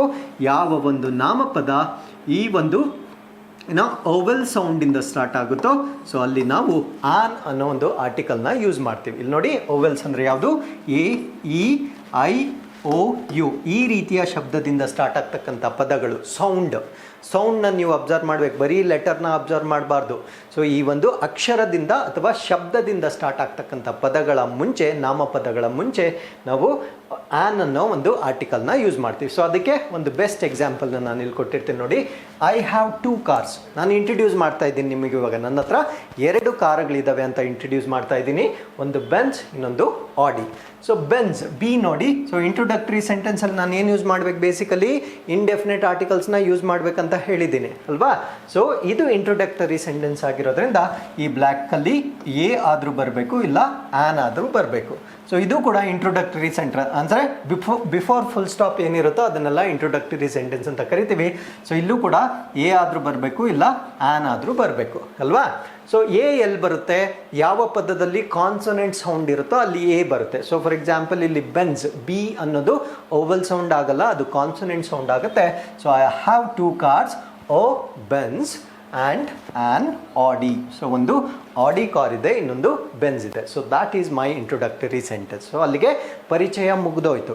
ಇವಾಗ ಬೆನ್ಸ್ ಆ್ಯಂಡ್ ಆಡಿ ಬಗ್ಗೆ ನಾನು ಫರ್ದರ್ ಎಕ್ಸ್ಪ್ಲನೇಷನ್ ಮಾಡ್ತಾ ಇದ್ದೀನಿ. ಸೊ ಇಲ್ಲಿ ನಾವು ಯಾವುದೇ ಕಾರಣಕ್ಕೂ ಇಂಡೆಫಿನೆಟ್ ಆರ್ಟಿಕಲ್ಸ್ನ ಯೂಸ್ ಮಾಡಬಾರ್ದು, ಕಂಪಲ್ಸರಿ ನಾನು ಡೆಫಿನೆಟ್ ಆರ್ಟಿಕಲ್ಸ್ನೇ ಯೂಸ್ ಮಾಡಬೇಕಾಗುತ್ತೆ. ಸೊ ಹಾಗಿದ್ರೆ ಇಲ್ಲೇನು ಬರುತ್ತಂದರೆ the Benz is red and the Audi is white ಅಂತ ನಾನು ಬರೀಬೇಕಾಗುತ್ತೆ. So this is what is the rule of articles. So ಇವಾಗ ಈ ವಾಕ್ಯವನ್ನು ಓದಿದ್ರೆ I have 2 cars, a Benz and an Audi. The Benz is red and the Audi is white ಅನ್ನೋದು ನನಗೆ ಅರ್ಥ ಆಯಿತು. ಸೊ ಇದೇ ರೀತಿಯಲ್ಲಿ ಪರೀಕ್ಷೆಯಲ್ಲಿ ಕೊಟ್ಟಿರ್ತಕ್ಕಂಥ ಪ್ರಶ್ನೆ ಯಾವುದು ಅಂತ ನೋಡೋದಾದರೆ, ಸೊ ಇಲ್ಲಿ ನೋಡಿ, Akbar is dash MLA. So ಇದು ನನ್ನ ಇಂಟ್ರೊಡಕ್ಟರಿ ಸೆಂಟೆನ್ಸ್ ಆಗುತ್ತೆ, ಅಂದರೆ ಪರಿಚಯಾತ್ಮಕ ವಾಕ್ಯವಾಗಿರುತ್ತೆ. ಅಂದರೆ ನಾನು ಅಕ್ಬರ್ ಒಬ್ಬರು MLA ಅಂತ ನಾನು ಫಸ್ಟ್ ಟೈಮ್ ನಿಮಗೆ ಇಂಟ್ರೊಡ್ಯೂಸ್ ಮಾಡ್ತಾ ಇದ್ದೀನಿ. ಸೊ ಇಂಟ್ರೊಡಕ್ಟರಿ ವಾಕ್ಯದಲ್ಲಿ ಏನು ಬರಬೇಕು ಅಂತ ಹೇಳಿದ್ದೆ ನಾನು ನಿಮಗೆ, ಸೊ ಇಂಡೆಫಿನೆಟ್ ಆರ್ಟಿಕಲ್ಸ್ ಬರಬೇಕು ಅಂತ ಹೇಳಿದ್ದೆ. ಸೊ ಒನ್ಸ್ ಅಗೇನ್ ಇಂಡೆಫಿನೆಟ್ ಆರ್ಟಿಕಲ್ಸಲ್ಲಿ ಅ ಬರುತ್ತೆ, ಇಲ್ಲ ಆ್ಯನ್ ಬರುತ್ತೆ. ಹಾಗಿದ್ರೆ MLAಗೆ ಎ ಬರಬೇಕಾ ಆ್ಯನ್ ಬರಬೇಕಾ? ಸೊ ಇಲ್ಲಿ ನೋಡಿ, ಎಮ್ ಫಸ್ಟ್ ಲೆಟರ್ ಮಾತ್ರ ಕನ್ಸಿಡರ್ ಮಾಡಿ, ಯಾಕಂದರೆ ಇದು ಅಬ್ರಿವೇಷನ್ ಆಗಿದೆ, ಇದು ವರ್ಡ್ ಅಲ್ಲ. ಎಮ್. ಸೊ ಎಮ್ನ ನಾನು ಸ್ಪ್ಲಿಟ್ ಮಾಡಿ, ಅಂದರೆ ಆ ಉಚ್ಚಾರಾಂಶ ಅಥವಾ ಪ್ರೊನೌನ್ಸಿಯೇಷನ್ ಇರುತ್ತೆ. ಸೊ ಅದನ್ನು ನಾನು ಬರೆದ್ರೆ ಈ ಥರ ಬರುತ್ತೆ, EMM ಅಂತ ಬರುತ್ತೆ. ಸೊ ಯಾವ ಸೌಂಡಿಂದ ಸ್ಟಾರ್ಟ್ ಆಗ್ತಾ ಇದೆ, ಅದು ಅವಲ್ ಸೌಂಡಿಂದ ಸ್ಟಾರ್ಟ್ ಆಗ್ತಾ ಇದೆ. ಸೊ ಅದರಿಂದ ಅಕ್ಬರ್ ಈಸ್ ಆ್ಯನ್ MLA ಅಂತ ಹೇಳಬೇಕಾಗುತ್ತೆ. ಅದೇ ಎರಡನೇ ವಾಕ್ಯ, ಈ ಈಸ್ ಮ್ಯಾನ್ ಆಫ್ ಪ್ರಿನ್ಸಿಪಲ್ಸ್ ಅಂತ ಕೊಟ್ಟಿದ್ದಾರೆ. ಸೊ ಅದೇ ವ್ಯಕ್ತಿಯ ಬಗ್ಗೆ ನಾವು ಫರ್ದರ್ ಎಕ್ಸ್ಪ್ಲೇನ್ ಮಾಡ್ತಾ ಇದ್ದೀವಿ. ಸೊ ಅವಾಗ ನಾನು ಕಂಪಲ್ಸರಿ ಏನು ಹೇಳಿದ್ದೆ, ಡೆಫಿನೆಟ್ ಆರ್ಟಿಕಲ್ನ ಯೂಸ್ ಮಾಡಬೇಕು ಅಂತ ಹೇಳಿದ್ದೆ. ಸೊ ಎರಡನೇ ಬ್ಲ್ಯಾಂಕ್ ಏನು ಬರುತ್ತೆ, ದ ಮ್ಯಾನ್ ಆಫ್ ಪ್ರಿನ್ಸಿಪಲ್ಸ್, ಅಷ್ಟೇ ರೂಲ್ಸ್ ಆಗಿರುತ್ತೆ. ಸೊ ಇದ್ರ ಮೇಲೆ ಸಾಕಷ್ಟು ರೂಲ್ಸ್ ಇರುತ್ತೆ. ಸೊ ಅದನ್ನು ನೀವು ತಿಳ್ಕೊಂಡ್ರೆ, ಸೊ ಯಾವುದೇ ಪ್ರಶ್ನೆ ಬಂದರೂ ಆರ್ಟಿಕಲ್ಸ್ಗೆ ಸಂಬಂಧಪಟ್ಟಂತೆ, ಸೊ ನೀವು ಯಾವುದೇ ಕಾರಣಕ್ಕೂ ತಪ್ಪು ಮಾಡದೆ ಆನ್ಸರ್ ಮಾಡಲಿಕ್ಕೆ ಅವಕಾಶ ಇರುತ್ತೆ. So this is question number 13. So with this, let's get into question number 14. So ಇಲ್ಲಿ they are going to Mysuru tomorrow. So ಅವರು ನಾಳೆ ಮೈಸೂರಿಗೆ ಹೋಗ್ತಾ ಇದ್ದಾರೆ. ಪ್ರಶ್ನೆ ಏನು ಕೇಳಿದ್ದಾರೆ ಇಲ್ಲಿ, the right question tag for the above sentence. So ಈ ಒಂದು ಕಾನ್ಸೆಪ್ಟ್ ಕ್ವೆಶನ್ ಟ್ಯಾಗ್ಸ್ಗೆ ಸಂಬಂಧಪಟ್ಟಂತೆ ಇರತಕ್ಕಂಥ ಕಾನ್ಸೆಪ್ಟ್ ಆಗಿರುತ್ತೆ. ಏನು ಕ್ವೆಶನ್ ಟ್ಯಾಗ್ಸ್ ಅಂದರೆ ಸ್ಮಾಲ್ ಕ್ವೆಶನ್ಸ್, ಅಂದರೆ ಇದರಲ್ಲಿ ಉದ್ದವಾಗಿರ್ತಕ್ಕಂಥ ಪ್ರಶ್ನೆಗಳಿರೋದಿಲ್ಲ, ಚಿಕ್ಕ ಚಿಕ್ಕ ಪ್ರಶ್ನೆಗಳಿರುತ್ತೆ. ಅದನ್ನು ನಾವು ಕ್ವೆಶನ್ ಟ್ಯಾಗ್ಸ್ ಅಂತ ಕರಿತೀವಿ. ಫಾರ್ ಎಕ್ಸಾಂಪಲ್, ನೀವು ಕಮ್ಯುನಿಕೇಟ್ ಮಾಡೋವಾಗ ಅಬ್ಸರ್ವ್ ಮಾಡಿದರೆ, ನಾಳೆ ನೀನು ಕ್ಲಾಸ್ಗೆ ಬರ್ತಾ ಇದೆಯಾ ಬರಲ್ವಾ ಅಂತ ನಾವೊಂದು ಸ್ಮಾಲ್ ಕ್ವೆಶನ್ನ ಕೇಳ್ತೀವಿ. ನಾಳೆ ನೀವು ಊರಿಗೆ ಹೋಗ್ತಾ ಇದ್ದೀರಾ ಹೋಗಲ್ವಾ ಅಂತ ಒಂದು ಸ್ಮಾಲ್ ಪ್ರಶ್ನೆ ಕೇಳ್ತೀವಿ. ಸೊ ಅದನ್ನು ನಾವು ಕ್ವೆಶನ್ ಟ್ಯಾಗ್ಸ್ ಅಂತ ಕರಿತೀವಿ. ಸೊ ಇಲ್ಲಿ ನೀವೊಂದು ಅಬ್ಸರ್ವ್ ಮಾಡಿದರೆ, ನಾನು ಪಾಸಿಟಿವ್ ಆಗಿ ಫಸ್ಟ್ ಕ್ವೆಶನ್ ಕೇಳಿದಾಗ ಎರಡನೇ ಕ್ವೆಶನ್ ಟ್ಯಾಗ್ ಏನಾಗಿರುತ್ತೆ, ನೆಗೆಟಿವ್ ಆಗಿರುತ್ತೆ. ಅಂದರೆ ನೀನು ನಾಳೆ ಶಾಲೆಗೆ ಬರೋದಿಲ್ವಾ, ಬರ್ತಾ ಇದೆಯಾ ಬರಲ್ವಾ ಅಂತ ಕೇಳ್ತೀನಿ. ನೀವು ನಾಳೆ ಊರಿಗೆ ಹೋಗ್ತಾ ಇದ್ದೀರಾ, ಅದು ಪಾಸಿಟಿವ್, ಹೋಗಲ್ವಾ ಅಂತ ನೆಗೆಟಿವ್ ಕೇಳ್ತೀವಿ. ಸೊ ಸೇಮ್ ಕಾನ್ಸೆಪ್ಟ್ ಇಂಗ್ಲೀಷಲ್ಲೂ ಇರುತ್ತೆ. ಸೊ ನಾನು ಮೊದಲನೇ ಪ್ರಶ್ನೆಯನ್ನು ಪಾಸಿಟಿವ್ ಆಗಿ ಕೇಳಿದರೆ ಅದರ ಕ್ವೆಶನ್ ಟ್ಯಾಗ್ ನೆಗೆಟಿವ್ ಆಗುತ್ತೆ. ನಾನು ಮೊದಲನೇ ಪ್ರಶ್ನೆಯನ್ನು ಪಾಸಿಟಿವ್ ಆಗಿ ಕೇಳಿದರೆ ಅದರ ಎರಡನೇ ಪ್ರಶ್ನೆ ನೆಗೆಟಿವ್ ಆಗುತ್ತೆ. So positive negative, negative positive. So ಈ ಒಂದು ರೂಲ್ ನಿಮಗೆ ಗೊತ್ತಿರಬೇಕು. ಅದಾದಮೇಲೆ ಆ ಪ್ರಶ್ನೆ ಯಾವ ಟೆನ್ಸಲ್ಲಿರುತ್ತೋ ಅದೇ ಟೆನ್ಸಲ್ಲೇ ನಾನು ಇನ್ನೊಂದು ಪ್ರಶ್ನೆಯನ್ನು ಮಾಡಬೇಕಾಗಿರುತ್ತೆ. ಟೆನ್ಸ್ನ ನಾವು ಬದಲಾವಣೆ ಮಾಡೋ ಹಾಗಿಲ್ಲ. ಸೊ ಇಲ್ಲಿ ನಾವು ಹೆಲ್ಪಿಂಗ್ ವರ್ಬ್ಸ್ನ ಯೂಸ್ ಮಾಡಿಕೊಂಡು ಕ್ವೆಶನ್ ಟ್ಯಾಗ್ಸ್ನ ಮಾಡ್ತೀವಿ. ಸೊ ಇಲ್ಲಿರ್ತಕ್ಕಂಥ ಸಹಾಯಕ ಕ್ರಿಯಾಪದ ಯಾವುದು ಅಂದರೆ ಆರ್ ಅನ್ನೋದು ಸಹಾಯಕ ಕ್ರಿಯಾಪದವಾಗಿರುತ್ತೆ. ಸೊ ಅದನ್ನು ಯೂಸ್ ಮಾಡಿಕೊಂಡು ನೆಗೆಟಿವ್ ಆಗಿ ಮಾಡೋದನ್ನು ನಾವು ಕ್ವೆಶನ್ ಟ್ಯಾಗ್ಸ್ ಅಂತ ಕರಿತೀವಿ. ಹಾಗಿದ್ರೆ ಇಲ್ಲಿ ನೋಡಿ, ಆರ್ ದೇ, ಸೊ ಇದು ಪಾಸಿಟಿವ್ ಆಗಿದೆ. ಹ್ಯಾವ್ ಅನ್ನೋದು ಹೆಲ್ಪಿಂಗ್ ವರ್ಬ್ ಚೇಂಜ್ ಆಗಿದೆ, ಅದು ಯೂಸ್ ಆಗಲ್ಲ. ಹ್ಯಾವ್ ಅನ್ನೋದು ಹೆಲ್ಪಿಂಗ್ ವರ್ಬ್ ಆಗಿದೆ, ಅದು ಕೂಡ ಸರಿಯಾಗೋದಿಲ್ಲ. ಅರೆಂಟ್ ದೇ, ಸೊ ಇದು ನೆಗೆಟಿವ್ ಆಗಿದೆ. ಸೊ ಸೇಮ್ ಹೆಲ್ಪಿಂಗ್ ವರ್ಬ್ ಇದೆ, ಸೊ ಇದು ನಿಮ್ಮ ಕ್ವೆಶನ್ ಟ್ಯಾಗ್ ಆಗುತ್ತೆ. ಅಷ್ಟೇ ನಿಮ್ಮ ಒಂದು ಉತ್ತರವಾಗಿರುತ್ತೆ. For example, they are not going to Mysuru. Suppose ಇಲ್ಲಿ ನಾಟ್ ಅಂತ ಇರುತ್ತೆ ಅಂತ ತಿಳ್ಕೊಳ್ಳೋಣ. They are not going to Mysuru tomorrow ಅಂತ ಇರುತ್ತೆ. ಸೊ ಇದಕ್ಕೆ ನಾನು ಕ್ವೆಶನ್ ಟ್ಯಾಗ್ ಮಾಡೋದಾದರೆ ಆರ್ ದೇ ಅಂತ ಮಾಡ್ತೀನಿ, ಯಾಕಂದರೆ ಇದು ಆಲ್ರೆಡಿ ನೆಗೆಟಿವ್ ಇರೋದ್ರಿಂದ ನನ್ನ ಕ್ವೆಶನ್ ಟ್ಯಾಗ್ ಪಾಸಿಟಿವ್ ಆಗಬೇಕಾಗತ್ತೆ. ಸೊ ಅವಾಗ ನಾವು ಆರ್ ದೇ ಅಂತ ಹೇಳ್ತೀವಿ. ಸೊ ಅಷ್ಟೇ ಕಾನ್ಸೆಪ್ಟ್. ಸೊ ಈ ಕಾನ್ಸೆಪ್ಟ್ನ ನಾವು ಕ್ವೆಶನ್ ಟ್ಯಾಗ್ಸ್ ಅಂತ ಕರಿತೀವಿ. So with this let's get in to the 15th question. So ಇಲ್ಲಿ ಕ್ವೆಶನ್ ನೋಡೋದಾದರೆ the red colour is very attractive dash people think that it is very dangerous ಅಂತ ಹೇಳ್ತೀವಿ. ಅಂದರೆ ರೆಡ್ ಕಲರ್ ಇಲ್ಲೇ ಇದೆ ನೋಡಿ ಕನ್ನಡದಲ್ಲಿ, ಕೆಂಪು ಬಣ್ಣವನ್ನು ಜನ ಅಪಾಯಕಾರಿ ಎಂದು ತಿಳಿದರೂ ಸಹ ಅದು ಬಹಳ ಆಕರ್ಷಕ. ಸೊ ನಾನು ಫಿಲ್ ಮಾಡಬೇಕಾಗಿರ್ತಕ್ಕಂಥ ಬ್ಲ್ಯಾಂಕಲ್ಲಿ ಈ ಅರ್ಥ ಬರಬೇಕು, ತಿಳಿದರೂ ಸಹ ಅಂತ ಬರಬೇಕು. ಸೊ ಇಲ್ಲಿ ಆ್ಯಂಡ್ ಅನ್ನೋದು ಕ್ಯಾನ್ಸಲ್ ಆಗುತ್ತೆ, ಸೋ ಅನ್ನೋದು ಕೂಡ ಕ್ಯಾನ್ಸಲ್ ಆಗುತ್ತೆ. ಸೊ ಇವೆರಡರಲ್ಲಿ ಒಂದನ್ನು ಆಯ್ಕೆ ಮಾಡಬೇಕಾಗತ್ತೆ. ಸೊ ಇವೆರಡರಲ್ಲೊಂದು ತಿಳಿದರೂ ಸಹ. ಅದಕ್ಕೆ ಸರಿಯಾದ ಉತ್ತರ ಏನಾಗಿರುತ್ತೆ ಅಂದರೆ ದೋ ಅನ್ನೋ ಒಂದು ಪದವನ್ನು ನಾನು ಯೂಸ್ ಮಾಡಬೇಕಾಗಿರುತ್ತೆ. So the red colour is very attractive though people think that it is very dangerous. But ಯಾಕೆ ಯೂಸ್ ಮಾಡಿಲ್ಲ ಅಂದರೆ ಬಟ್ ಯೂಸ್ ಮಾಡಿದಾಗ ಸೊ ಆಲ್ಮೋಸ್ಟ್ ಇವು ಡೆಡ್ ಕಾಂಟ್ರಾಸ್ಟಿಂಗ್ ಇರುತ್ತೆ, ಅಂದರೆ ಕಂಪ್ಲೀಟ್ ಚೇಂಜ್ ಇನ್ ವರ್ಷನ್ ಆಗಿರುತ್ತೆ. ಬಟ್ ಇದೇನು ಅಷ್ಟು ಕಂಪ್ಲೀಟ್ ಚೇಂಜ್ ಇನ್ ವರ್ಷನ್ ಆಗಿರೋದಿಲ್ಲ. ಸೊ ಅದರಿಂದ ನಾವು ದೋ ಅಂತ ಯೂಸ್ ಮಾಡ್ತೀವಿ. ಇಲ್ಲಿ ನೋಡಿ, the stick was thin but it was strong. ಅಂದರೆ ಒಂದು ಕಡ್ಡಿ ತುಂಬ ತೆಳ್ಳಗಿದ್ರು ಕೂಡ ಅದು ತುಂಬ ಸದೃಢವಾಗಿತ್ತು. ಇಲ್ಲಿ ನೋಡಿ, ಕಂಪ್ಲೀಟ್ ಆಪೋಸಿಟ್ ಐಡಿಯಾಸ್ ಇರುತ್ತೆ. He was ill but he went to work. ಅಂದರೆ ಅವನು ಕಾಯಿಲೆ ಇತ್ತು ಆದರೂ ಕೂಡ ಆದರೆ ಅವನು ಆಫೀಸ್ಗೆ ಹೋಗಿದ್ದಾನೆ. ಸೊ ಇದು ಕೂಡ ಕಂಪ್ಲೀಟ್ಲಿ ಆಪೋಸಿಟ್. ಅವನು ಹೋಗೋಕ್ಕೆ ಆಗಲ್ಲ, ಹೋಗ್ತಾ ಇದ್ದಾನೆ. She is poor but honest. ಅವಳು ಬಡವರಾಗಿದ್ದರೂ ಕೂಡ ತುಂಬ ಹಾನೆಸ್ಟ್ ಇದ್ದಾರೆ. ಸೊ ಇವು ಕೂಡ ಕಾಂಟ್ರಾಸ್ಟಿಂಗ್ ಆಗಿರುತ್ತೆ. ಸೊ ಇಲ್ಲಿ ಇದೊಂದು ಒಪಿನಿಯನ್ ಆಗಿರುತ್ತೆ. ಸೊ ಅದರಿಂದ ಈ ಒಪಿನಿಯನ್ ಬಂದಾಗ ನಾವು ದೋ ಅನ್ನೋ ಪದಗಳನ್ನು ಯೂಸ್ ಮಾಡ್ತೀವಿ. So this is what is the answer for this question. So with this let's get in to the 16th question. Choose the right word that collocation with the word table. So ಈ ಒಂದು table ಅನ್ನೋ ಪದಕ್ಕೆ ಕೊಲೊಕೇಟ್ ಆಗ್ತಕ್ಕಂಥ ಪದ ಯಾವುದು ಅಂತ ಕೇಳ್ತಾ ಇದ್ದಾರೆ. ಕೊಲೊಕೇಟ್ ಅಂದರೆ ಏನು? ಕೊಲೊಕೇಟ್ ಅಂದರೆ ಜೋಡಿ ಪದಗಳು ಅಂತ ನಾವು ಹೇಳ್ತೀವಿ. ಸೊ ದಿನನಿತ್ಯ ನಮ್ಮ ಭಾಷೆಯಲ್ಲಿ ಯೂಸ್ ಮಾಡ್ತಕ್ಕಂಥ ಜೋಡಿ ಪದಗಳು, ಆ ಪದಕ್ಕೆ ಸೂಟ್ ಆಗ್ತಕ್ಕಂಥ ಪದ ಯಾವುದು ಅಂತ ಕೊಟ್ಟಿದ್ದಾರೆ. ಆಪ್ಷನ್ಸ್ ಓದ್ಕೊಂಡ್ರೆ ನಮಗೆ ಗೊತ್ತಾಗುತ್ತೆ. ಟೇಬಲ್ ಬುಕ್, ನಾವು ಯಾವತ್ತೂ ಟೇಬಲ್ ಬುಕ್ ಅಂತ ಯೂಸ್ ಮಾಡೋದಿಲ್ಲ. Table salt, yes, table salt ಅನ್ನೋದನ್ನು ಯೂಸ್ ಮಾಡ್ತೀವಿ. ಟೇಬಲ್ ಶುಗರ್ ಅಂತ ಯೂಸ್ ಮಾಡಲ್ಲ, ಟೇಬಲ್ ಬಾಕ್ಸ್ ಅಂತ ಯೂಸ್ ಮಾಡಲ್ಲ. ಸಪೋಸ್ ಸಾಲ್ಟ್ ಬದಲು ಟೆನ್ನಿಸ್ ಅಂತ ಕೊಟ್ಟಿರ್ತಾರೆ ಅಂತ ತಿಳ್ಕೊಳ್ಳೋಣ, ಆಗುತ್ತಾ ಇದು? ಡೆಫಿನೆಟ್ಲಿ ಆಗುತ್ತೆ, ಯಾಕಂದರೆ ನಾವು ಟೇಬಲ್ ಟೆನ್ನಿಸ್ ಅಂತ ಯೂಸ್ ಮಾಡ್ತೀವಿ. ಸೊ ಈ ರೀತಿಯ ಪದಗಳನ್ನು ನಾವು ಕೊಲೊಕೇಶನ್ಸ್ ಅಂತ ಕರಿತೀವಿ. So that is all the concept here. So with this let's get in to the 17th question. So ಇಲ್ಲಿ father went to market to buy some books. So ತಂದೆ ಮಾರುಕಟ್ಟೆಗೆ ಹೋಗಿದ್ದಾರೆ. ಕಾರಣ ಏನು ಅಂದರೆ ಕೆಲವೊಂದು ಪುಸ್ತಕಗಳನ್ನು ಖರೀದಿ ಮಾಡಲು. ಇಲ್ಲಿ ಕೇಳ್ತಾ ಇರ್ತಕ್ಕಂಥ ಪ್ರಶ್ನೆ ಏನು ಅಂದರೆ the why question to get the underlined words has the answer. ಅಂದರೆ ಇಲ್ಲಿರ್ತಕ್ಕಂಥ ಅಂಡರ್ಲೈನ್ಡ್ ಪದ ಏನಿದೆಯಲ್ವಾ, ಫ್ರೇಸ್ ಏನಿದೆಯಲ್ವಾ, ಅದು ನನ್ನ ಉತ್ತರವಾಗಬೇಕು. ಆ ಉತ್ತರವಾಗಬೇಕಾದ್ರೆ ಇದನ್ನು ನಾನು ಪ್ರಶ್ನೆ ಆಗಿ ಹೇಗೆ ಮಾರ್ಪಡಿಸುವುದು ಅಂತ ಪ್ರಶ್ನೆ ಕೇಳಿದ್ದಾರೆ. ಹಾಗಿದ್ರೆ ಇಲ್ಲಿ ಅವರು ಏನಕ್ಕೆ ಹೋಗಿದ್ದಾರೆ ಮಾರುಕಟ್ಟೆಗೆ ಅನ್ನೋ ಒಂದು ಪ್ರಶ್ನೆ ಬರಬೇಕಷ್ಟೇ. ಅರ್ಥ ಆಯ್ತಲ್ವಾ? ಸೊ ಇಲ್ಲಿ ಈ ಒಂದು ಇದು ಕ್ವೆಶನ್ ಟ್ಯಾಗ್ ಅಲ್ಲ, ಅಂದರೆ ಇಲ್ಲಿ ಚಿಕ್ಕ ಪ್ರಶ್ನೆ ಆಗೋದಿಲ್ಲ, ಇಲ್ಲಿ ಕಂಪ್ಲೀಟ್ ಕ್ವೆಶನ್ನ ನಾನು ಮಾಡಬೇಕಾಗಿರುತ್ತೆ. ಇಲ್ಲಿ ಸಿಂಪಲ್ ಕಾನ್ಸೆಪ್ಟ್ ಏನು ಅಂದರೆ ನೀವು ನೆನ್ಪಿಟ್ಕೊಳ್ಬೇಕಾಗಿರೋದು, ನಾವು ಪ್ರಶ್ನೆ ಉತ್ತರವನ್ನು ಯಾವ ಟೆನ್ಸಲ್ಲಿ ಹೇಳಿರ್ತೀವಿ ಅದೇ ಟೆನ್ಸಲ್ಲಿ ಮಾತ್ರ ನಾನು ಪ್ರಶ್ನೆಯನ್ನು ಮಾಡಬೇಕಾಗಿರುತ್ತೆ. Very very simple. ಇಲ್ಲಿ ವೆಂಟ್, ವೆಂಟ್ ಅನ್ನೋದು ಇಲ್ಲಿ ಕ್ರಿಯಾಪದವಾಗಿರುತ್ತೆ. ಸೊ ಕ್ರಿಯಾಪದ ನಾನು ಬರೆದ್ರೆ ಗೋ ಅಂತ ಹೇಳ್ತೀವಿ, ಗೋ ಅನ್ನೋದು ವೆಂಟ್ ಅಂತ ಆಗುತ್ತೆ, ವೆಂಟ್ ಅನ್ನೋದು ಗಾನ್ ಅಂತ ಆಗುತ್ತೆ, ಗಾನ್ ಅನ್ನೋದು ಗೋಯಿಂಗ್ ಅಂತ ಆಗುತ್ತೆ. So this is called as V1, this is called as V2, this is called as V3, this is called as V4. So ಇವೆಲ್ಲ ಕ್ರಿಯಾಪದದ ವಿವಿಧ ರೂಪಗಳಾಗಿರುತ್ತೆ. ಅದನ್ನು V1, V2, V3, V4 ಅಂತ ಕರಿತೀವಿ. ಸೊ V1 ಈಸ್ ಗೋ, ಅದನ್ನು V2ಗೆ convert ಮಾಡಿದ್ರೆ vent, ಅದು past tense ಆಗುತ್ತೆ. ಗೋ ಅನ್ನೋದು ಪ್ರೆಸೆಂಟ್ ಟೆನ್ಸ್, ವೆಂಟ್ ಅನ್ನೋದು ಪಾಸ್ಟ್ ಟೆನ್ಸ್, ಗಾನ್ ಅನ್ನೋದು ಪರ್ಫೆಕ್ಟ್ ಟೆನ್ಸ್, ಅದನ್ನು V3 ಅಂತ ಕರಿತೀವಿ. V4 ING ಕಂಟಿನ್ಯೂಸ್ ಆಗಿ ಮಾಡ್ತಾ, ಗೋಯಿಂಗ್ ಅಂದರೆ ಹೋಗ್ತಾ ಇದ್ದಾರೆ ಅನ್ನೋದನ್ನು ಗೋಯಿಂಗ್ ಅಂತ ಕರಿತೀವಿ. ಸೊ ಹಾಗಿದ್ರೆ ನನಗೆ ಕೊಟ್ಟಿರ್ತಕ್ಕಂಥ ವಾಕ್ಯ ಯಾವ ಫಾರ್ಮ್ ಆಫ್ ದಿ ವರ್ಬಲ್ಲಿದೆ? V2 ಫಾರ್ಮ್, ಅಂದರೆ ಪಾಸ್ಟ್ ಟೆನ್ಸಲ್ಲಿದೆ, ಭೂತಕಾಲದಲ್ಲಿದೆ. ವೆಂಟ್ ಅಂದರೆ ಆಲ್ರೆಡಿ ಹೊರಟೋಗಿದ್ದಾರೆ. ಅರ್ಥ ಆಯ್ತಲ್ವಾ?